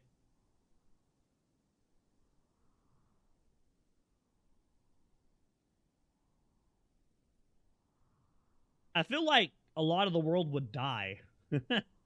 I would be one of them. Completely.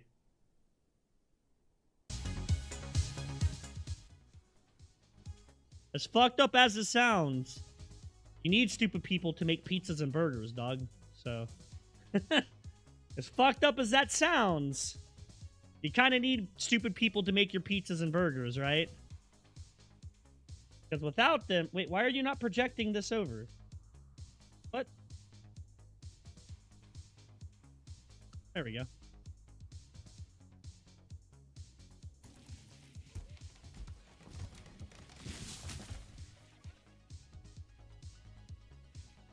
Fucked up as that might sound, kinda need stupid people to make your burgers and shit.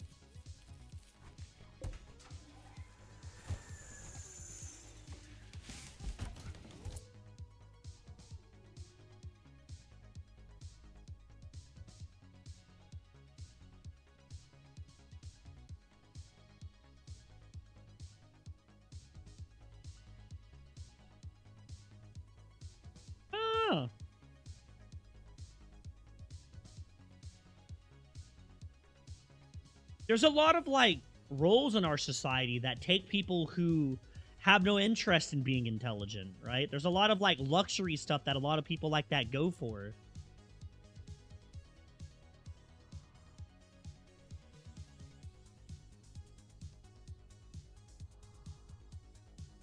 I feel like if he's trying to get rid of all the stupid people, they'd be smart enough to realize that maybe cleaning up dog shit at a dog sitter for your aunt or your uncle or whatever while they go on vacation isn't exactly a good job, and they should go do something better. And then nobody's there to, you know, dog sit in your dog clinic when your family goes on vacation anymore. That makes sense. I don't know if that's a good way to explain it, but kind of what I'm trying to get at, I guess. Not saying that their jobs are any worse than others. You know, you do need people to do that, but...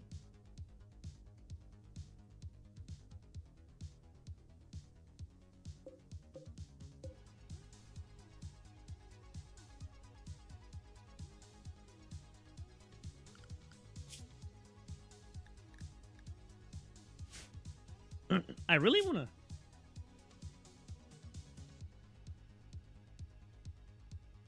Very smart people. Well, I can promise you that if stupid people... Well, I mean, stupid people are in charge now, but... Smarter people than you in prison right now. And then you got to ask yourself, like, what exactly do you consider smart, right? We talked about this before with the Nobel Peace Prize versus somebody who runs a business. Who's more intelligent? It depends on... It really comes down to, like, what it is that you consider smart. They're both smart in very different areas, you know? A fucking nuclear physicist is going to be a lot more intelligent in nuclear physicism than, you know, maybe somebody who knows how to bake. They're going to be a lot more intelligent in making pastries and not so smart in, you know, building nuclear reactors. They're both equally important. You need people to do both. I feel like people who are intelligent normally have higher aspirations than people who are not intelligent. They want to do more because they're intelligent. They look to succeed. You don't see fucking idiots getting Nobel Peace Prizes. You don't see, you know, shit like that. And if they try to, they get laughed out of the community because they're fucking stupid.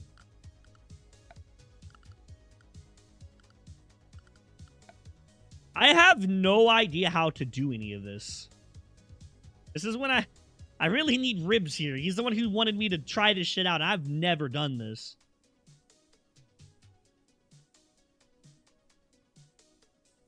I mean, that'd be like, you know, comparing that to like the world's best hot dog eater, right? Same concept, same level of work. You don't see fucking prestigious scientists that are actually intelligent in their field going, all right, guys, fuck astrophysicism. I'm going to go become the greatest grape eater ever. Like, they're more intelligent at that. They're above that. Sure, go for it. If it talks about this, hell yeah, because I'd like to start imbuing my animals with some really nice shit. Oh, fuck. I don't know how to allow a link. It really doesn't give me the option to allow links. I think it's really fucking dumb.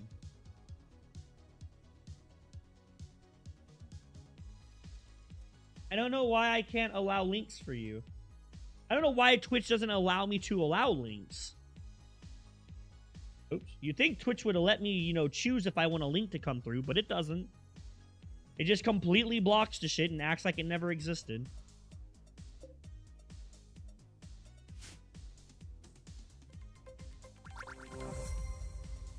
Oh, thank you for the fuck. Haven't you followed me like 3 times? What the fuck?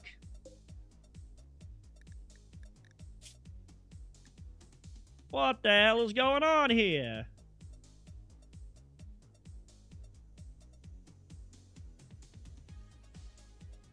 Yeah, I'd say that, yeah. Someone was having an issue with that. Yeah, I mean, like, I would say there's definitely, absolutely different, like, levels of intelligence in fields. I mean, I don't give a fuck if you follow. Follows are useless anyways. I don't get why people, like, get fascinated. That's just a number. Who gives a fuck if you follow or not? The only thing that Twitch gives a shit about is watch time, right? I could have 1 million followers, but if I have 2 people watching me, none of those followers matter. You could have 60 million people follow you, but if none of them show up to watch your stream, it's just an arbitrary number that does nothing for you. It gives you no progression for your channel. I say it all the time when people come in. It's like, oh, I've been following you for like like 3 years now. It's like, awesome. You have like 3 minutes of watch time. No one cares. Congratulations, I guess. Like, I don't give a fuck. Ooh, you clicked the button, forgot about my channel. You're fucking awesome. Like, good job.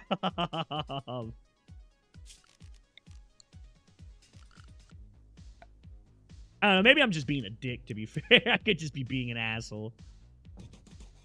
And once again, I don't expect anybody to follow or watch me. Don't get my shit twisted by any means. I don't expect anybody to be here. If you don't want to be here, that's fine. Like, do what you gotta do, homie, you know?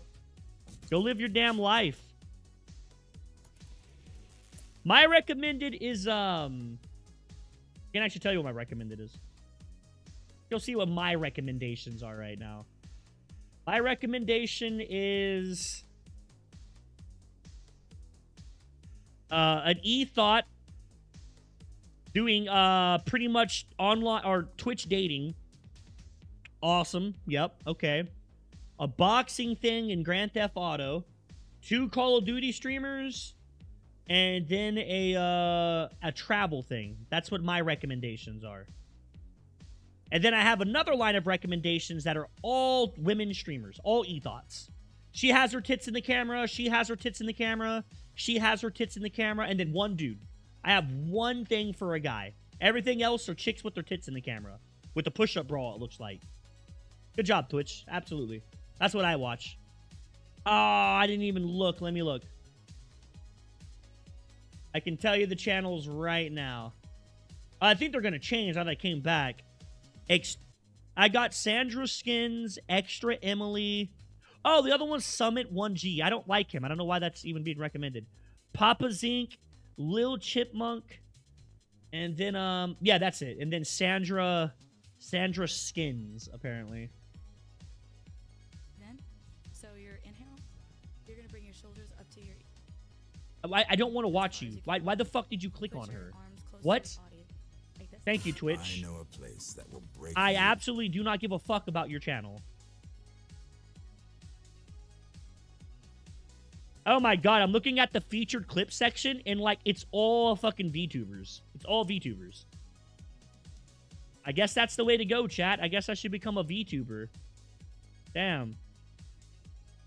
I guess to get views, I need to become a VTuber.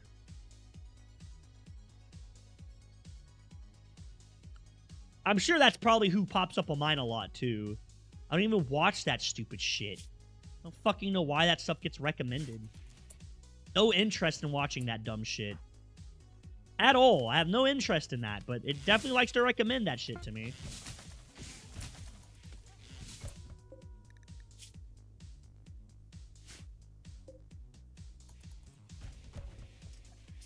Fucking silly.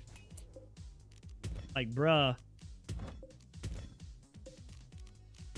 I don't ever click on those channels. You just keep recommending them to me. Like, awesome. Hell yeah. Absolutely should do that. 100%.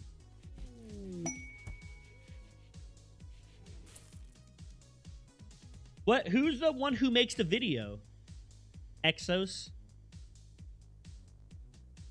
I really do need to... I need to find something about this mod. I don't know anything about this mod, and I don't know where the fuck to begin. What is this mod called? Vanilla Genetics Expanded.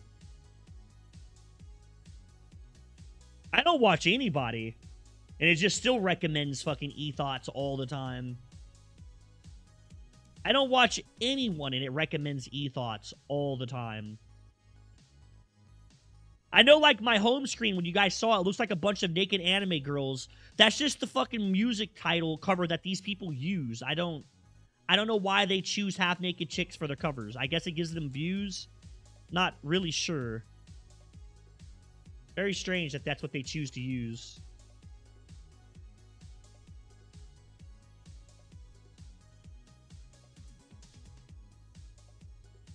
Vanilla Genetics Expanded. Let's check it out. I'm not watching... Right here. I don't like watching chick YouTubers. I hate that shit. If I fucking watch somebody and a chick comes on, I turn that shit off. Maybe. I guess so. Or Twitch just naturally promotes that to people because that's what gives them views, and Twitch knows that. Twitch knows for a fact that, you know, half-naked chicks give them a shit ton of views on channels. That chick that fucking gets recommended to me has like 6.7 thousand people watching her, and she's caught, even in the thumbnail, she's just constantly getting donations all the time, and all she does is sit there half naked and speed date her viewers. I just don't like the way they sound. All of those chicks use that customer service voice. I fucking hate it. Can't stand that shit. I cannot stand that shit. Hate that with a freaking passion. That is shit on God. It's like chalkboard to my ears, man. Good to be here today because I get to talk about a long-awaited mod by the Vanilla Expanded team, that of course being Vanilla Genetics Expanded, which is a successor to the long popular Genetic Rim by Sark. But don't go thinking that this is just a remake. Think of this more like a reboot. We got some familiar mechanics, but we also have some new ways to play this. Oh, and that reminds me of today's sponsor. Today's sponsor, this mod adds some difference. Well, careful, that's another thing. Certain evil anime father. Word. So, when it comes to this mod, the first thing you need is the tissue grind. Just throw in a corpse and have your pawns use their intelligence skills to grind it up into Geno frames. Though you might notice something, the Geno frame you first get is awful. Yeah, you are going to need more than that. So, by combining two awful ones together, you get a poor, and so on and so forth till legendary. Meaning, if we take our calculators out, and if you want one legendary Geno frame, you will need about 64 corpses. I recommend your local raider town since they have plenty of fresh bodies to donate. Alright, yeah, so pretty much. After you deal with your pesky neighbors in a green way, it's time to actually get the DNA you need. Just round up corpses of certain species of animals like bears, muffalos, thrumbos, and yes, even boomalopes and boomerangs, using your state-of-the-art genome extraction table. Oh, and don't forget to freeze the genomes because they will rot away like food. Just remember to separate it from the food. Pawns are pretty stupid. Pretty sure they might just eat them with some ketchup. Though there is one problem. The extraction table only works for tier 1 genomes. So how do you get tier 2 and 3? Well, that's when you get your genome excavator. With it, even the dumbest of pawns can go over and get the genetic code of any animal, provided said animal is dead or tamed, as the device isn't instantaneous, and you are basically scooping out gray matter. The basic model is one shot and craftable, but only for tier 2 and 1 genome. Tier 3 genomes can be harvested through the Archotech version of the excavator, but these are rewards for finding the ancient ruins of labs. What's in the labs? Well, let's not get ahead of us.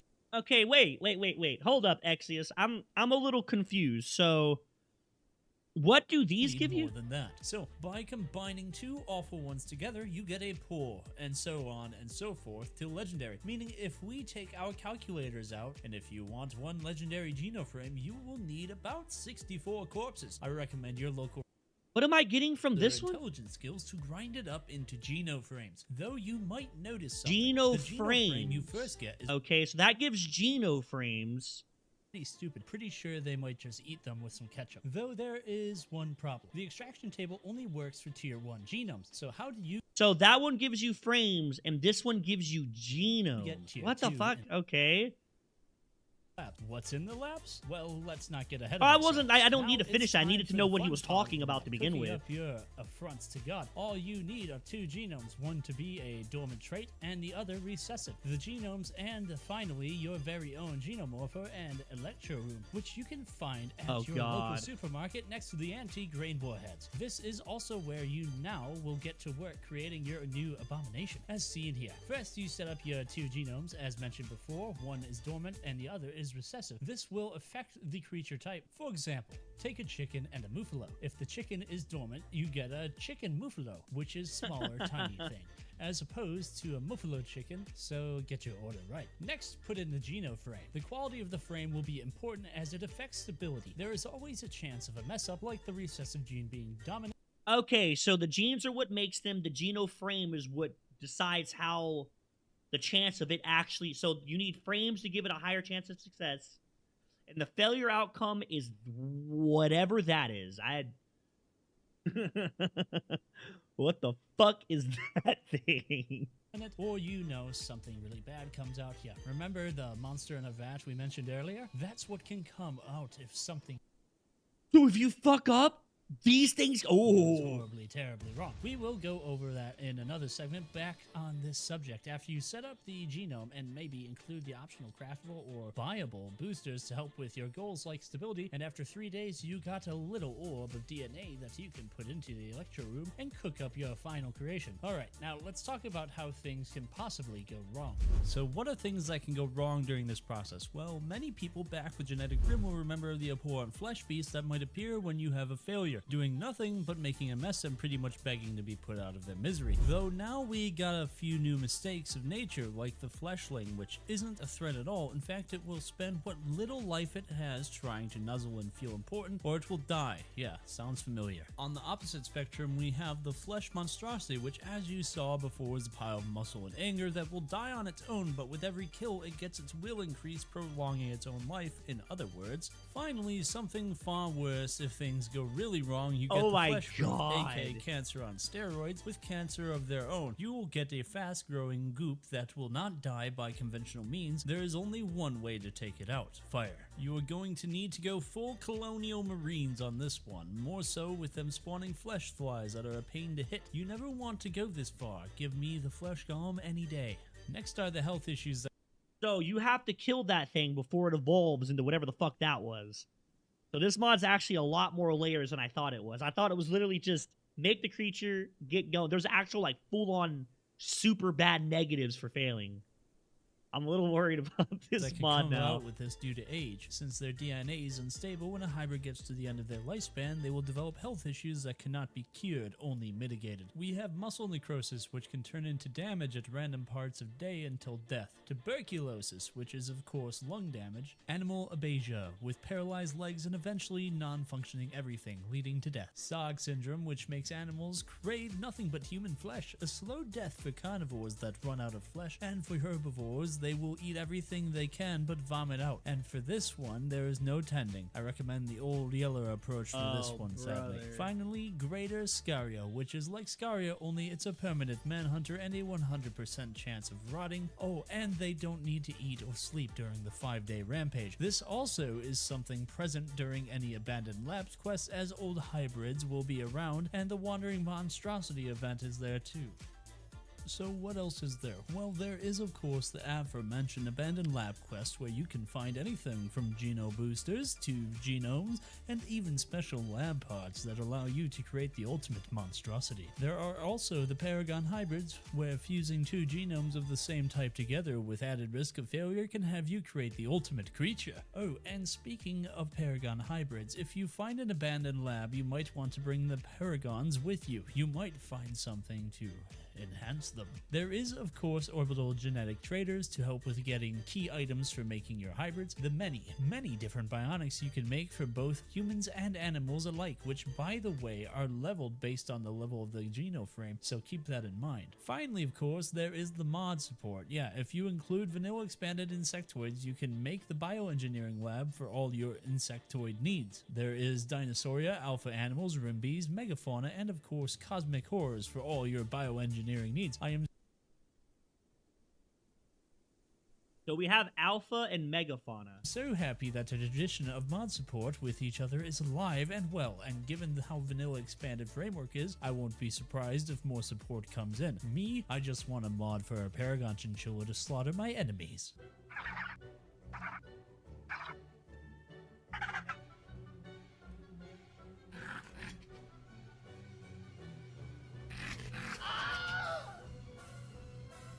So, nice talk about Vanilla Expanded again, and with one of the better expansions to boot. Do tell us your favorite combination. My writer Bren is partial to chicken muffalos since they're Okay.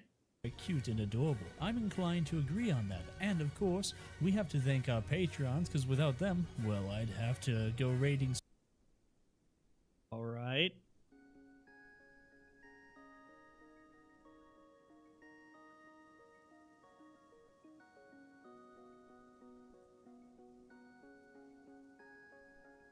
Okay. So first thing I need to do is get a corpse grinder. All right, that's what he said. So production, no, what is it? Genetics. I was in it. Shit. Tissue grinder is to start. Oh, these things are kind of expensive. They take a lot of steel. Okay.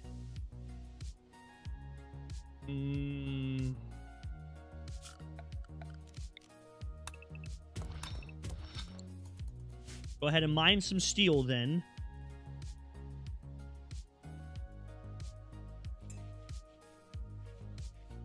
Right.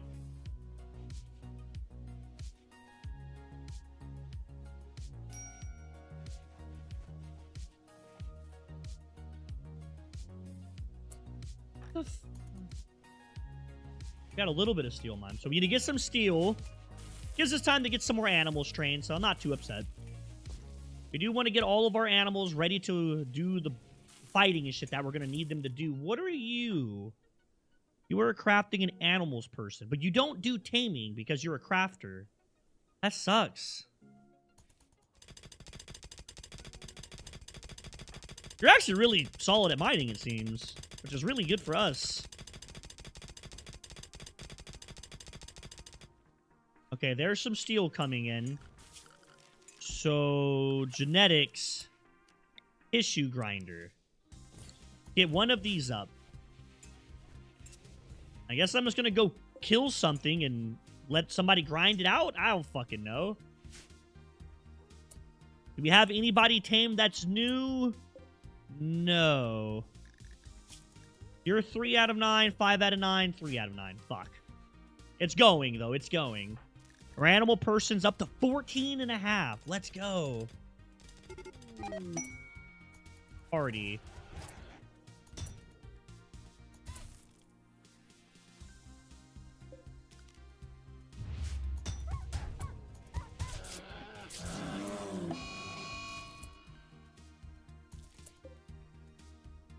You dirty bitch! Oh, fuck. Homeboy got fucked up. Like, super, super fucked up. Go tend to him before he dies. Don't let him die. Okay, well, there we go. We can use that bear for, the purposes that we're about to try out here. Bills, add bill. Okay. I guess I suspend my butchering for now? Damn, he really got fucked up, though. He got his tail bitten off and his front paw bitten off. That bear's about to die.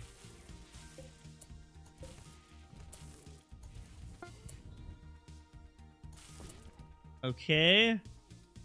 Geno frame awful. So there's a Geno frame. Okay. Check the build detailing grinder. Okay, yeah, that's fine. We're cool with that. Plow extracted.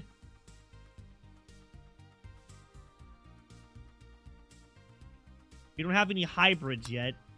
I guess we could use people. Why not, I guess? You need to heal. You got fucked up. Like, really, really bad. Oh, yeah, I need to do that too. Zone, expand, manage areas, new area, rename. Animal. You guys should only stay in this area.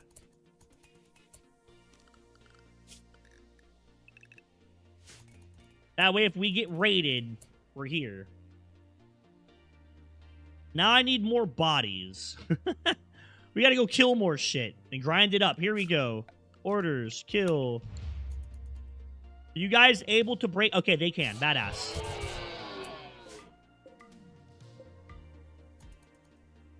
Come get these things and grind them up.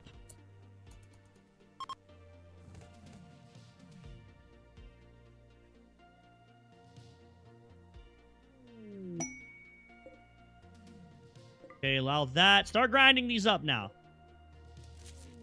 Ooh, solar flare. Fuck. That's not a good time for that to happen, you bastards. Another creature's ready to fight. Who was it? No, it was another. It was a creature that was already trained. We were just getting him trained back up. What was going on? 85% and it failed. Big sad.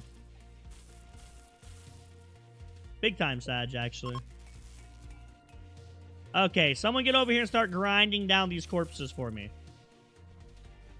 I don't know who does this. Is it my researcher? Yeah, it'll be my researchers, which is Rob and Abel.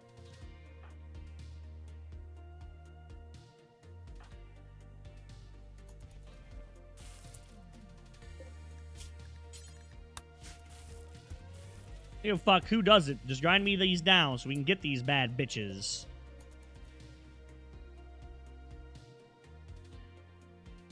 Okay.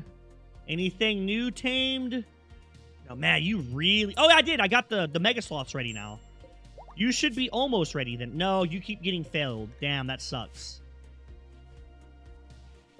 Okay, Dust Prowler's available to walk now. And I guess I should go ahead and start extracting genomes out of my animals, yeah? Fuck.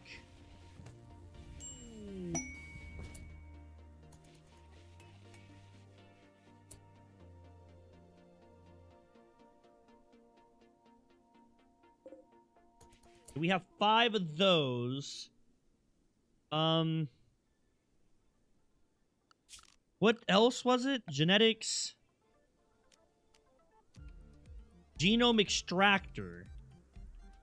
Oh my god, this is all like really expensive.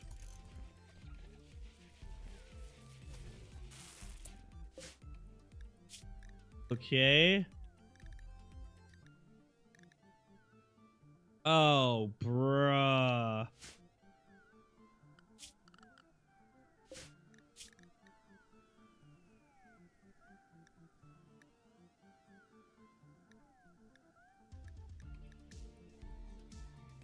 Do I not have the ability to make that extractor gun that he was talking about? That's portable?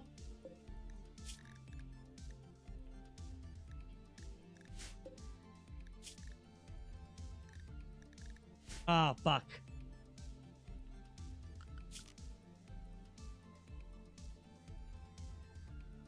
Okay, what... This doesn't kill your animal, does it? Like... I'm not gonna do this and make my animal retarded, am I? I think it's like 260. 360, something like that.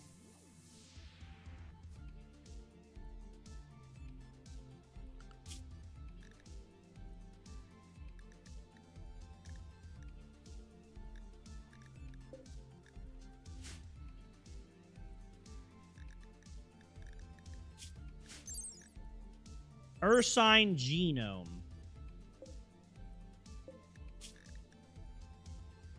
Yeah, for the lowest grade, yeah.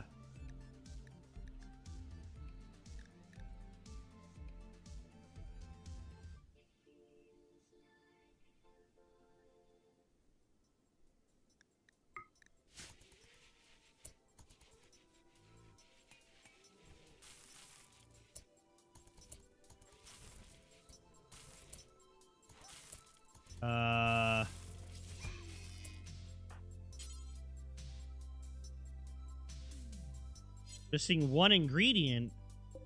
What?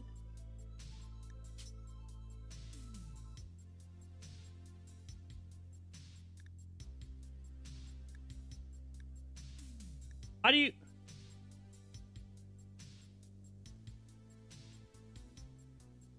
Yeah, that's about how much it is here. About 250, somewhere around there. How do you get the portable extractor? Pretty confident I have all of it researched. Ah, fuck. I gotta go look at the video again. Assuming I just missed that part? I don't know.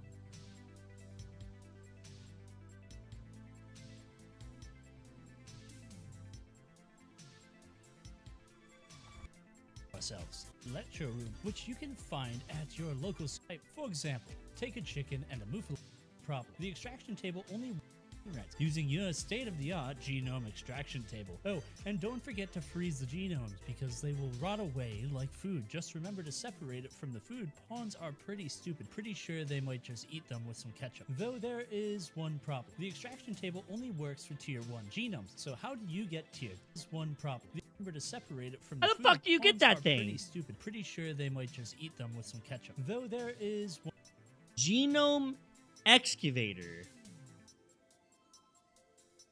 What the hell is that?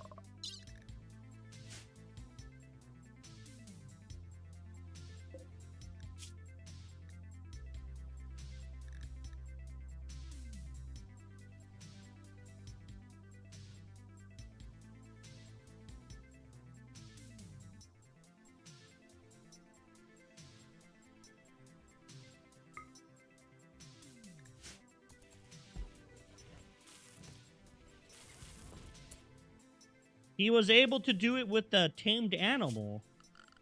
I don't...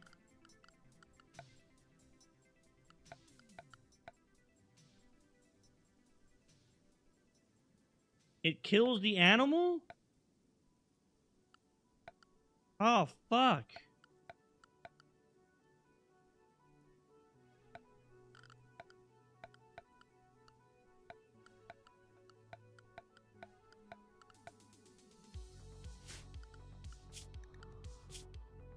Okay, well, do we have a bear on our map?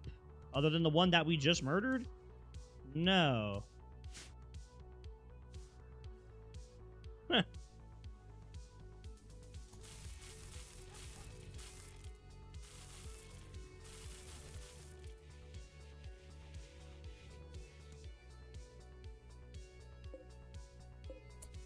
Okay, we got him trained now. We're working on you.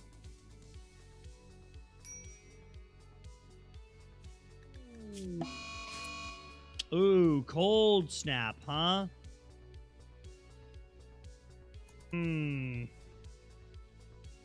That's a bit of a bummer.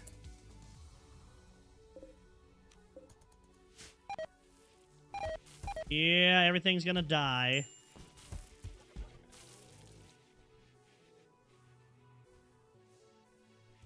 About to get really, really cold. What is your problem? Oh, because we're sewing. Never mind.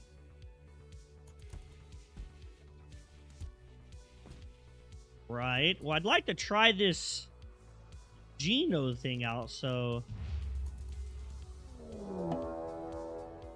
Oh, hold up.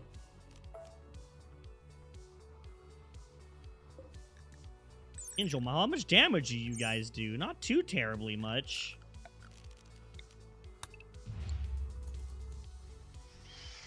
Let's go send the horde in.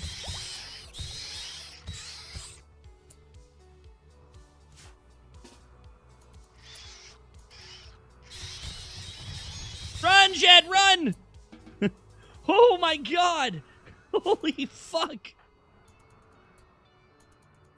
They didn't even try to kill my animals. Good lord. Well, we're definitely gonna have to get a body for you, so that way we can, you know, get you some body parts back. Fuck.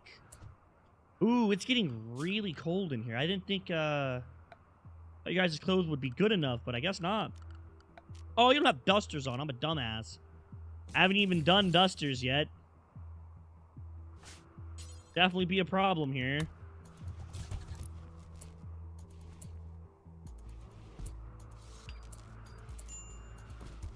Even nice and toasty in here, you know what I'm saying? Cause it's fucking freezing out there, chat. It's fucking freezing out there. Get your ass in here and heal before you, like... die. Fuck, dude.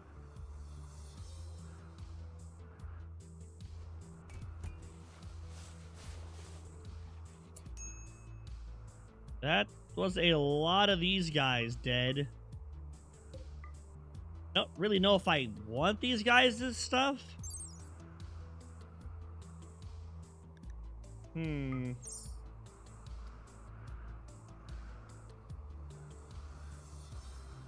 What has a 140-day cooldown? What? Damn, I really got to get some bodies for people. They give you an eye, a nose.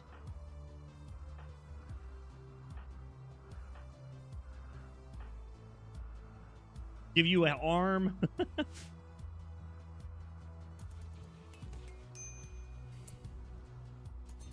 It's a 2-year cooldown.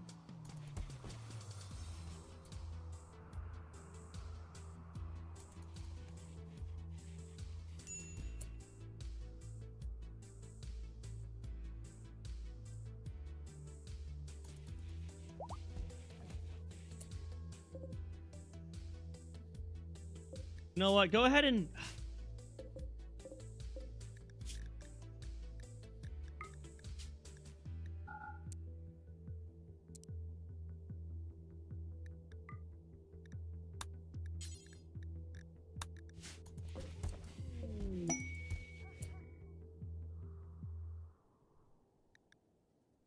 Just a brain sample. Just a smidge of the brain, chat. You just get a smidge of the brain, chat. You're not taking the whole brain. The tinkering table, okay? Okay, okay.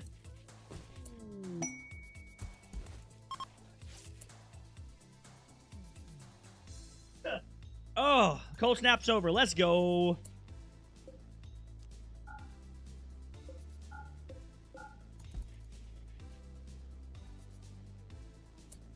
Are there any animals in our world that we might want?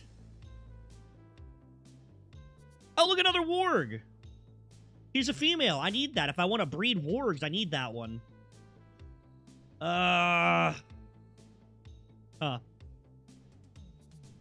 Oh, it's a one-time use thing. Okay.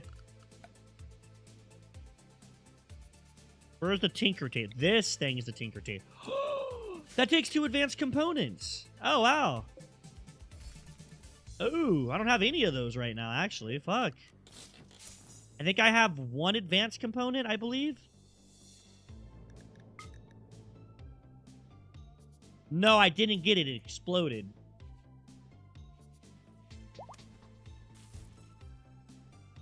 Do you give an advanced component? No, you give normal components. Okay. Bit of a bummer. Might have to do a caravan to go get some. Might have to do a caravan to go get some. Kill this thing inside the house. Thank you. Get rid of that damn thing. Wait. Nah, kill it. Get the fuck out of here. That takes 2 advanced componentos.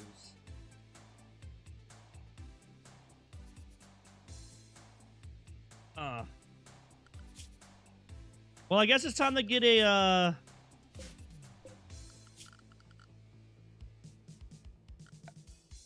yeah. Animal lab. Oh, battle boosters and shit. Okay. I need 2 of these. That's not gonna fit there. Take one there and there, I guess. Those. Check it out, man. I should also be getting off here pretty soon myself. It is already 4 in the fucking morning. Oh my god. I just lose track of time, man. I really do lose track of time. We also had a long stream just chit-chatting today, too. We did a lot of chit-chat in this stream, for sure. It's a very conversational stream.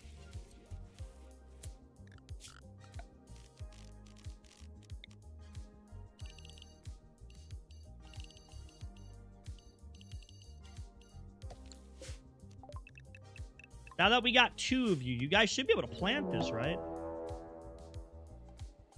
No, I was gonna tame this warg.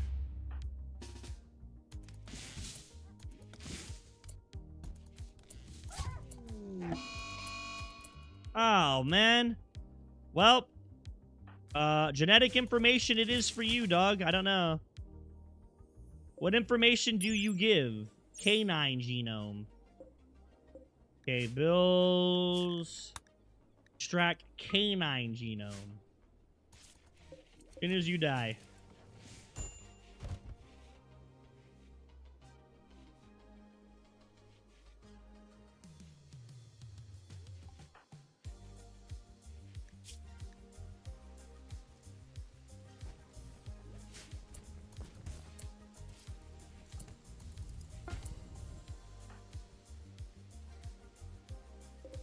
Okay.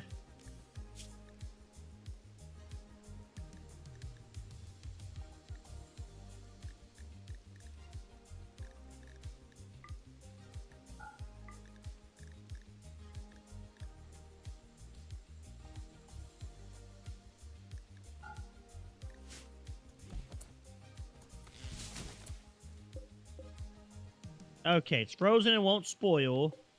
Okay, that doesn't decay out and okay. There we go. I got a canine genome.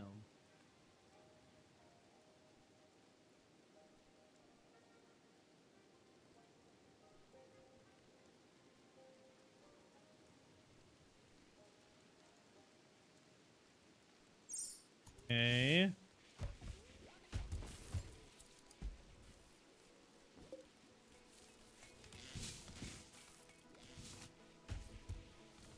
Gonna have to get more meat soon. I guess I should start just murdering everything on my map, yeah? Just kill everything that I'm not using as a pet.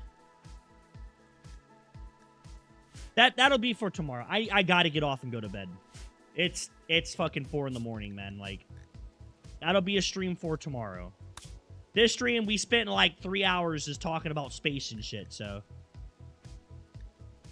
Oh, brother. Feels weird, but I do gotta go to sleep. It's 4 in the morning. Joanna's gotta go to work early tomorrow, and I can't stay up all night and sleep all day because of Elijah. I can't leave him by himself that long.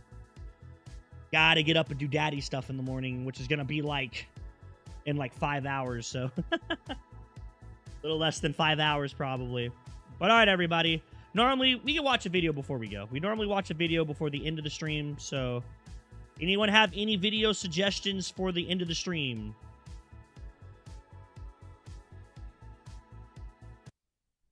Anybody got any video suggestions for the end?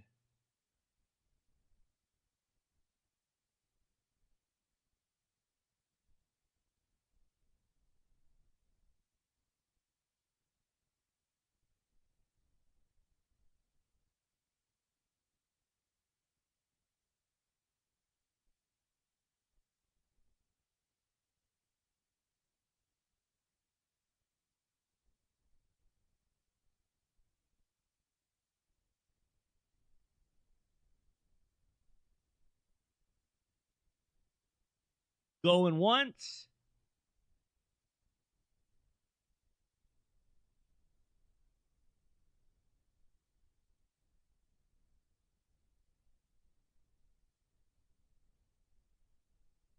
Well, we wanted to fucking watch that anyways, dumbass. Alright, well, if nobody got anything, I shall pick.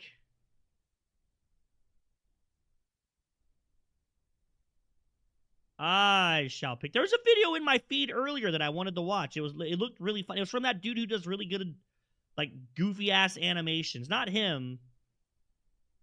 Fuck. I don't remember the dude's name either, which really sucks. Oh, this guy. This dude. I've got to sub to him.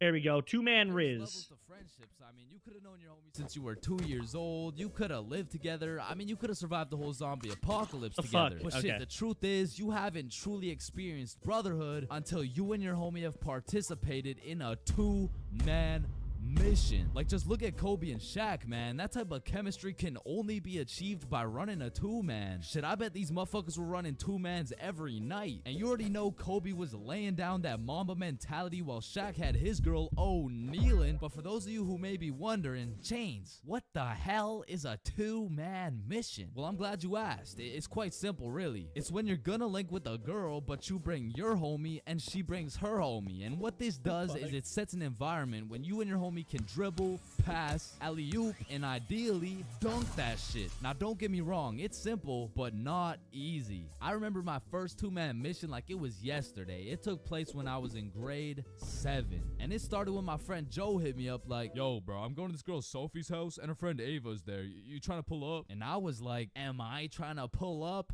Hell yeah, I'm trying to pull up. So we show up to her house, and I'm new to this whole thing. So I'm sitting there like, what now? We could watch a scary movie. Yeah, let's do it. I'm down. Well, actually, personally, I'm not a big fan of scary movies. Man, shut the fuck. So we're watching this scary movie, and to be honest with you, it was simply the best scary movie I'd ever seen in my entire life. So I was really getting invested in this plot. And Ava's like, oh my God, I'm scared. And that shit went way over my head. Well, why? It's not even at the scary part yet. And then only 30 minutes into the movie, Joe and Sophie are like, yo, we'll be right back. Oh, okay. Do you guys want me to pause the movie? Nah, it's all good, bro. And you see, what Joe just did right there was a calculated move. In basketball terms, he just set an ISO. So now it was 2 1v1s. And the situation was absolutely perfect, but the problem was, I actually liked the fucking movie. And that violates rule number 3 in section 7 of how to pull off a successful two-man. Never give a fuck about the movie. Because the truth is, the movie length is like the shot clock. If you end up actually watching the entire movie, you failed the mission. But I had no clue, and to be honest, I didn't even know what a two-man was at the time. So I got some popcorn and I was just watching the movie. But when the climax of the movie was about to come around, I did something that violated every term and agreement of the two-man mission. I went over to Joe and Sophie like, hey guys, quick, you're gonna miss the best part. Oh, fuck. And I missed the climax of the movie, but shit, I seen a climax. And needless to say, Joe never invited me to a two-man mission since. But you know I had to redeem myself, even if it was 3 years later when I was in grade 10. It was a Saturday night, and me and Bob were looking for something to do. And I'm gonna keep it a stack with you, bro. I had no motion. Like, my Snapchat was drier than a Popeye's biscuit, bro. But lucky for me, Bob had a roster. And I'm talking an all-star lineup of girls who just want Bob on their body. And I don't blame them. I mean, shit, I got Bob on my body right now. And you can too at chainsclub.shop. That's right, we got hoodies, shirts, can be all Treat me like white teeth. So as I was saying, me and Bob were bored. So Bob hits up this girl named Avery like, what are you doing right now? And she's like, just chilling. Who you with? My friend Alice. Let's link. I'm with my homie. Okay, is he cute? Cute as hell. Okay.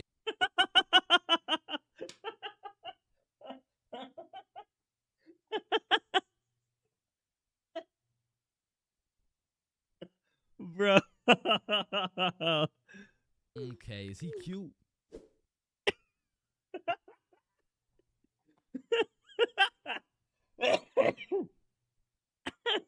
That's good shit. Oh my god. Is he cute? Fucking gremlin.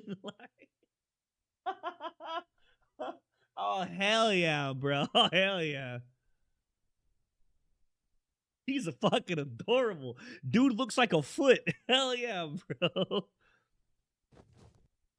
Cute as hell. Okay, come over. And I'm excited as fuck. So we get Bob's sister to drive us to Avery's crib. And as we pull up to her house, I remember a crucial detail that I'd been forgetting this whole time.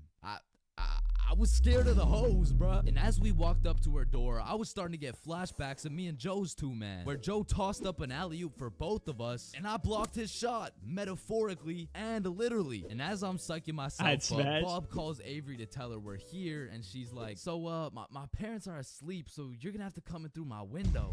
Shit. So we walk around the side of the house to Avery's room, and lucky for us, there's this big-ass window, and I'm like, yo, can you open it so we can get in? And she's like, it is open. Bro, only this tiny ass rectangle in the top left was open at a 60-degree angle. But that was our only way in, so I helped Bob up and through the window. But now I gotta get up there, and I'm bigger than Bob, so I put my head through, and I'm trying to slowly creep into the room, and then I lean just a little too far, and I'm headed face first onto Alice's hardwood floor. And listen, Bob has come in clutch many times. He saved me from drowning, coyotes, getting in trouble. What but out of the all these fuck? things, I'm most grateful for Bob catching me as I fell through this fucking window. Because drowning and dying would have been pretty bad, like boo-hoo, rip chains, you know what I'm saying? But imagine falling through a window and eating shit face first in front of the hose. Like, I would have preferred the drowning, front of bro. the But after that hose. close call, I was a little flabbergasted, you know what I'm saying? But Alice has the audacity to ask me this loaded ass question like, oh hey, what's your name?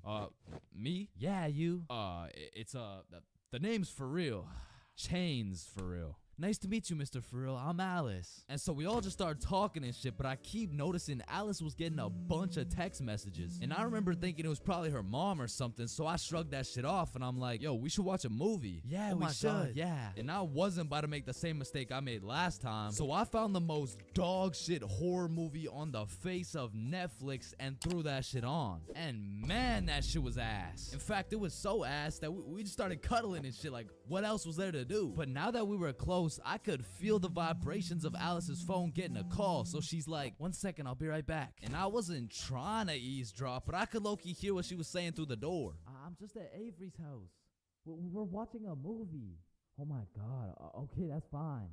Okay. But when she comes back, she puts a pillow between us. Like the same type of shit two dudes do to make sure they don't fuck in their sleep. And I'm trying to piece everything together. And as I'm coming to the conclusion that this girl has a boyfriend, I hear footsteps coming towards the door. And when the door opens, I'm fucking bamboozled to see a 60-year-old man who looks furious. And I'm just hoping this isn't Alice's boyfriend, because if it is, we got bigger problems on our hands. But as I seen the way this man looked at Bob, I realized he's Avery's dad. And Bob wasted no time jumping out that fucking window. But for me, let's just say that shit wasn't very elegant, because I got stuck for what felt like 5 minutes making eye contact with this grown-ass man. What are you trying to seduce my dad or something? Like get the fuck out. And I'm not gonna lie, we ran, bro. And once we made it home, me and Bob were relieved. But when I go to Yeah, bro. I hate when you're sleeping and the pillow moves and I just fuck him in the ass, dog. It really sucks.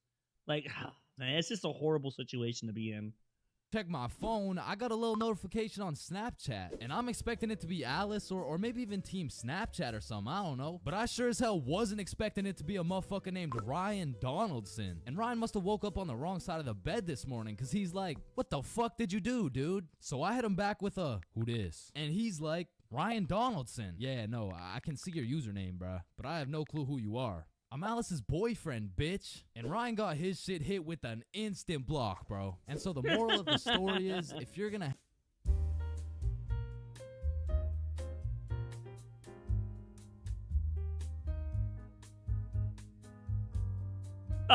Okay. What do you think, chat? We hit one more up before we go to bed? Or you want to call it there?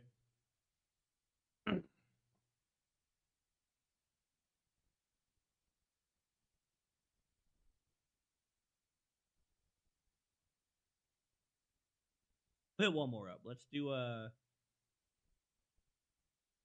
that's 2 hours.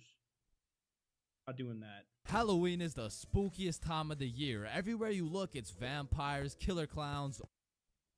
Going on. Old.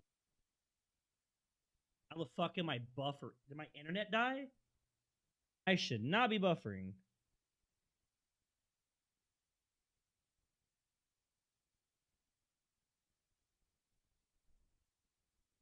Could be all Treat me like so as I was saying, me and Bob were bored. So Bob hits up this girl named Avery like, what are you doing right now? And she's like, oh just yeah, chilling. Who you with? it's like my friend internet died Alex. for a Let's second. link. I'm with my homie. Okay, is he cute? I think it actually did. Yeah, I think it Cute as died hell. there for Okay. a moment. What the fuck? Yeah, I had bitrate drop and everything. How strange. Old dudes in white vans trying to steal some children, which are all very scary things, especially killer clowns. But none of these spooky things scare me more than my worst fear. Going to jail, dropping the soap, and getting my booty snatched up. Now that's some real spooky shit. That's like the most PG-13 way of saying getting fucked in the ass. Get my booty snatched up. Right there. And I know some people are going to be thinking, oh, that's just a myth. It's a stereotype. Nobody actually gets their booty snatched up for dropping some soap. But when it comes to my booty, I don't want to fuck around, and I sure as hell don't want to find out. But everyone knows drinking can heavily influence your judgment. And on one specific day, my judgment was affected, and I found myself fucking around. And everyone knows what the chart depicts.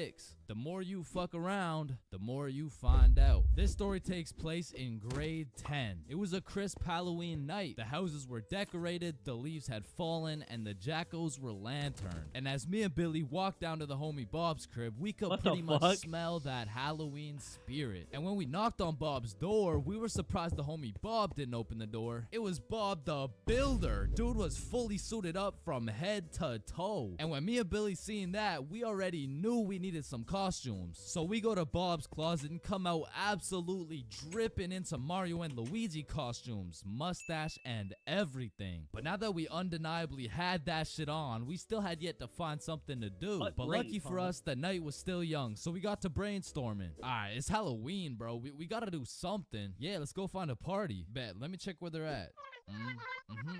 Okay. Yeah, there's no parties, bro. Fuck. I mean, we could trick or treat. Shit, we might have to, bruh. And just as 3 15-year-olds decided we would knock on strangers' doors asking for candy, our Halloween was looking grim. And not in a good way. But you know what they say. Can we fix it? Yes, we can. Because Bob pulls through and sets up a goddamn 3-man mission. And just like that, Halloween goes from an L to a W night. And I thought the homies and I couldn't get more hype, that is, until Bob pulls out a bottle of Hennessy. And you would have thought Peach took the kids the way I was abusing that bottle. And we passed it around until we were all tipsy. Then we started walking to Chloe's house for the little Halloween 3-man. And it was already 9 p.m. at this point, so we're walking through the neighborhood admiring these decorations when we see the creepiest house of them all. It was Chloe's crib. So we walked through a whole graveyard just to knock on the door, and Chloe opens it looking like a whole angel. I mean like literally, like she had the halo and the wings and shit. So we go up to her room where her 2 friends Lucy and Mia were, and we sit on her bed. And I'm not gonna lie, it was a little awkward, bro. I was sitting there with my Mario fit, my little mustache, like, so, Chloe, why'd you choose to be an angel? I don't know. I just liked it.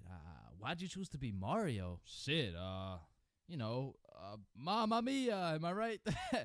Shit, fuck. Then Chloe whips out some tequila, and all of a sudden we're playing drinking games and shit. But honestly, I was just trying to get drunk, so it'd be like, haha, drink up. Oh no. All right, it's your turn. Wait, you're supposed to get it in my cup. What the fuck? And after purposely selling multiple games of tequila pong, I was feeling what some would call completely and utterly drunk as fuck. And next thing I know, we're playing spin the bottle, and I was up, so I spin the bottle, and it spins and spins and lands on Chloe. And in my head, I'm thinking, and just as Mario's about to get some peaches, we hear the door open downstairs, and Chloe's like, oh shit, my parents are home, hide. So me and the homies run into her closet with a bottle of tequila, and we can hear her dad come into the room. Hey, what's going on up here? Oh, you know, we're just watching scary movies. All right, I'll be downstairs watching TV. Let me know if you need anything. Thanks, Dad. And once her dad went downstairs, we all came out of the we exited the closet. We all came out the you guys closet. gotta sneak out through the front door. Just be super quiet. And so we creep down the stairs and peek around the corner, and Chloe's parents are right there with a clear sight of the door. So we know what we have to do. We take a shot for good measure and then run to the door. And my drunk ass couldn't even figure out how to unlock this fucking door. Hey, who is that? It's me, I'm Mario. Then we ran out that joint, and we didn't stop running until I got a call from one of my homies named named Dave. He was like, yo, what are you doing right now? Oh, nothing really. Just drunk as hell running from Chloe's angry ass dad. Yo, that's what's up. Come link me and Joe at Stickman Elementary. And we had nothing else to do, so we pull up. And it's Dave, Dave's girlfriend, Joe, and Joe's girlfriend. And they got some couples costumes going, but I couldn't help but notice Dave and Joe were shiestied up. What are you? If the Simpsons grew up in Chicago? Nah, I'm just Homer. Yeah, but I mean, Homer doesn't usually wear a fucking ski mask. Oh, yeah, no, I just wore this because we graffitied the hell out of this school. What? Joe was here and Dave was too? Bro, what the fuck were you thinking? What? Oh, you want me to include your name too? No, hell no. And just as we become guilty by association, 4 cop cars come zooming down the street. Oh shit, it's the cops, run! And the cops hop out of their cars and start running at us with flashlights. So we head for the forest, but to get to the forest, we had to run across this long ass muddy field. And in the middle of this field, there was a huge pothole. And how did I know that? Because I seen Marge absolutely eat shit right in front of me. And don't get me wrong, I was absolutely plastered, but as the cops got closer and closer, I could practically see myself getting caught and dropping the soap, and you know I wasn't gonna let that happen. And so with all that adrenaline, I Mario jumped that fucking pothole and hauled ass into the forest. And right when you get into the forest, there was this deep creek with a log going across it. But when I look back, I see the cops' flashlight getting brighter and brighter, so I say fuck it and take a run at this log. I get a good 2 steps and then my drunk ass slips. Boom, right into the muddy creek. But I don't have time to give a single fuck. So I run through this waist-high muddy water and then we regroup and check who made it. I see Bob, Joe, Dave, and Dave's girl. Yo, where the fuck is Billy? No, where's my girlfriend, bro? Oh, she ate shit a few yards back. Whoa, wait, what? Is she okay? Did she get caught? Wait, shut up. Billy's calling. Yo, where are you? I'm hiding behind a tree right now.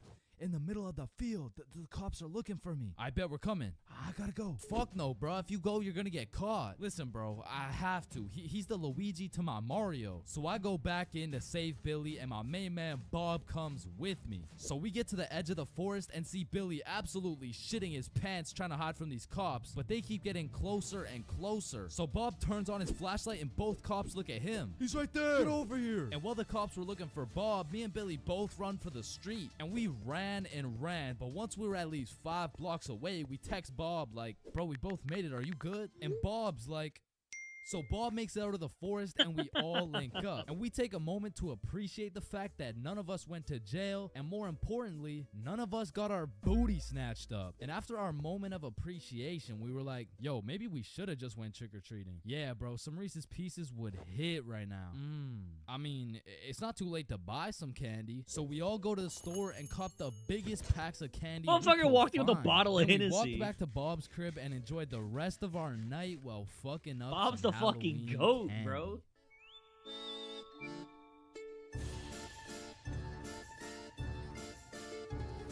I can't lie, every time I just see the letter N, I get flashbacks, dog. Like, it's not a... That's a cursed letter.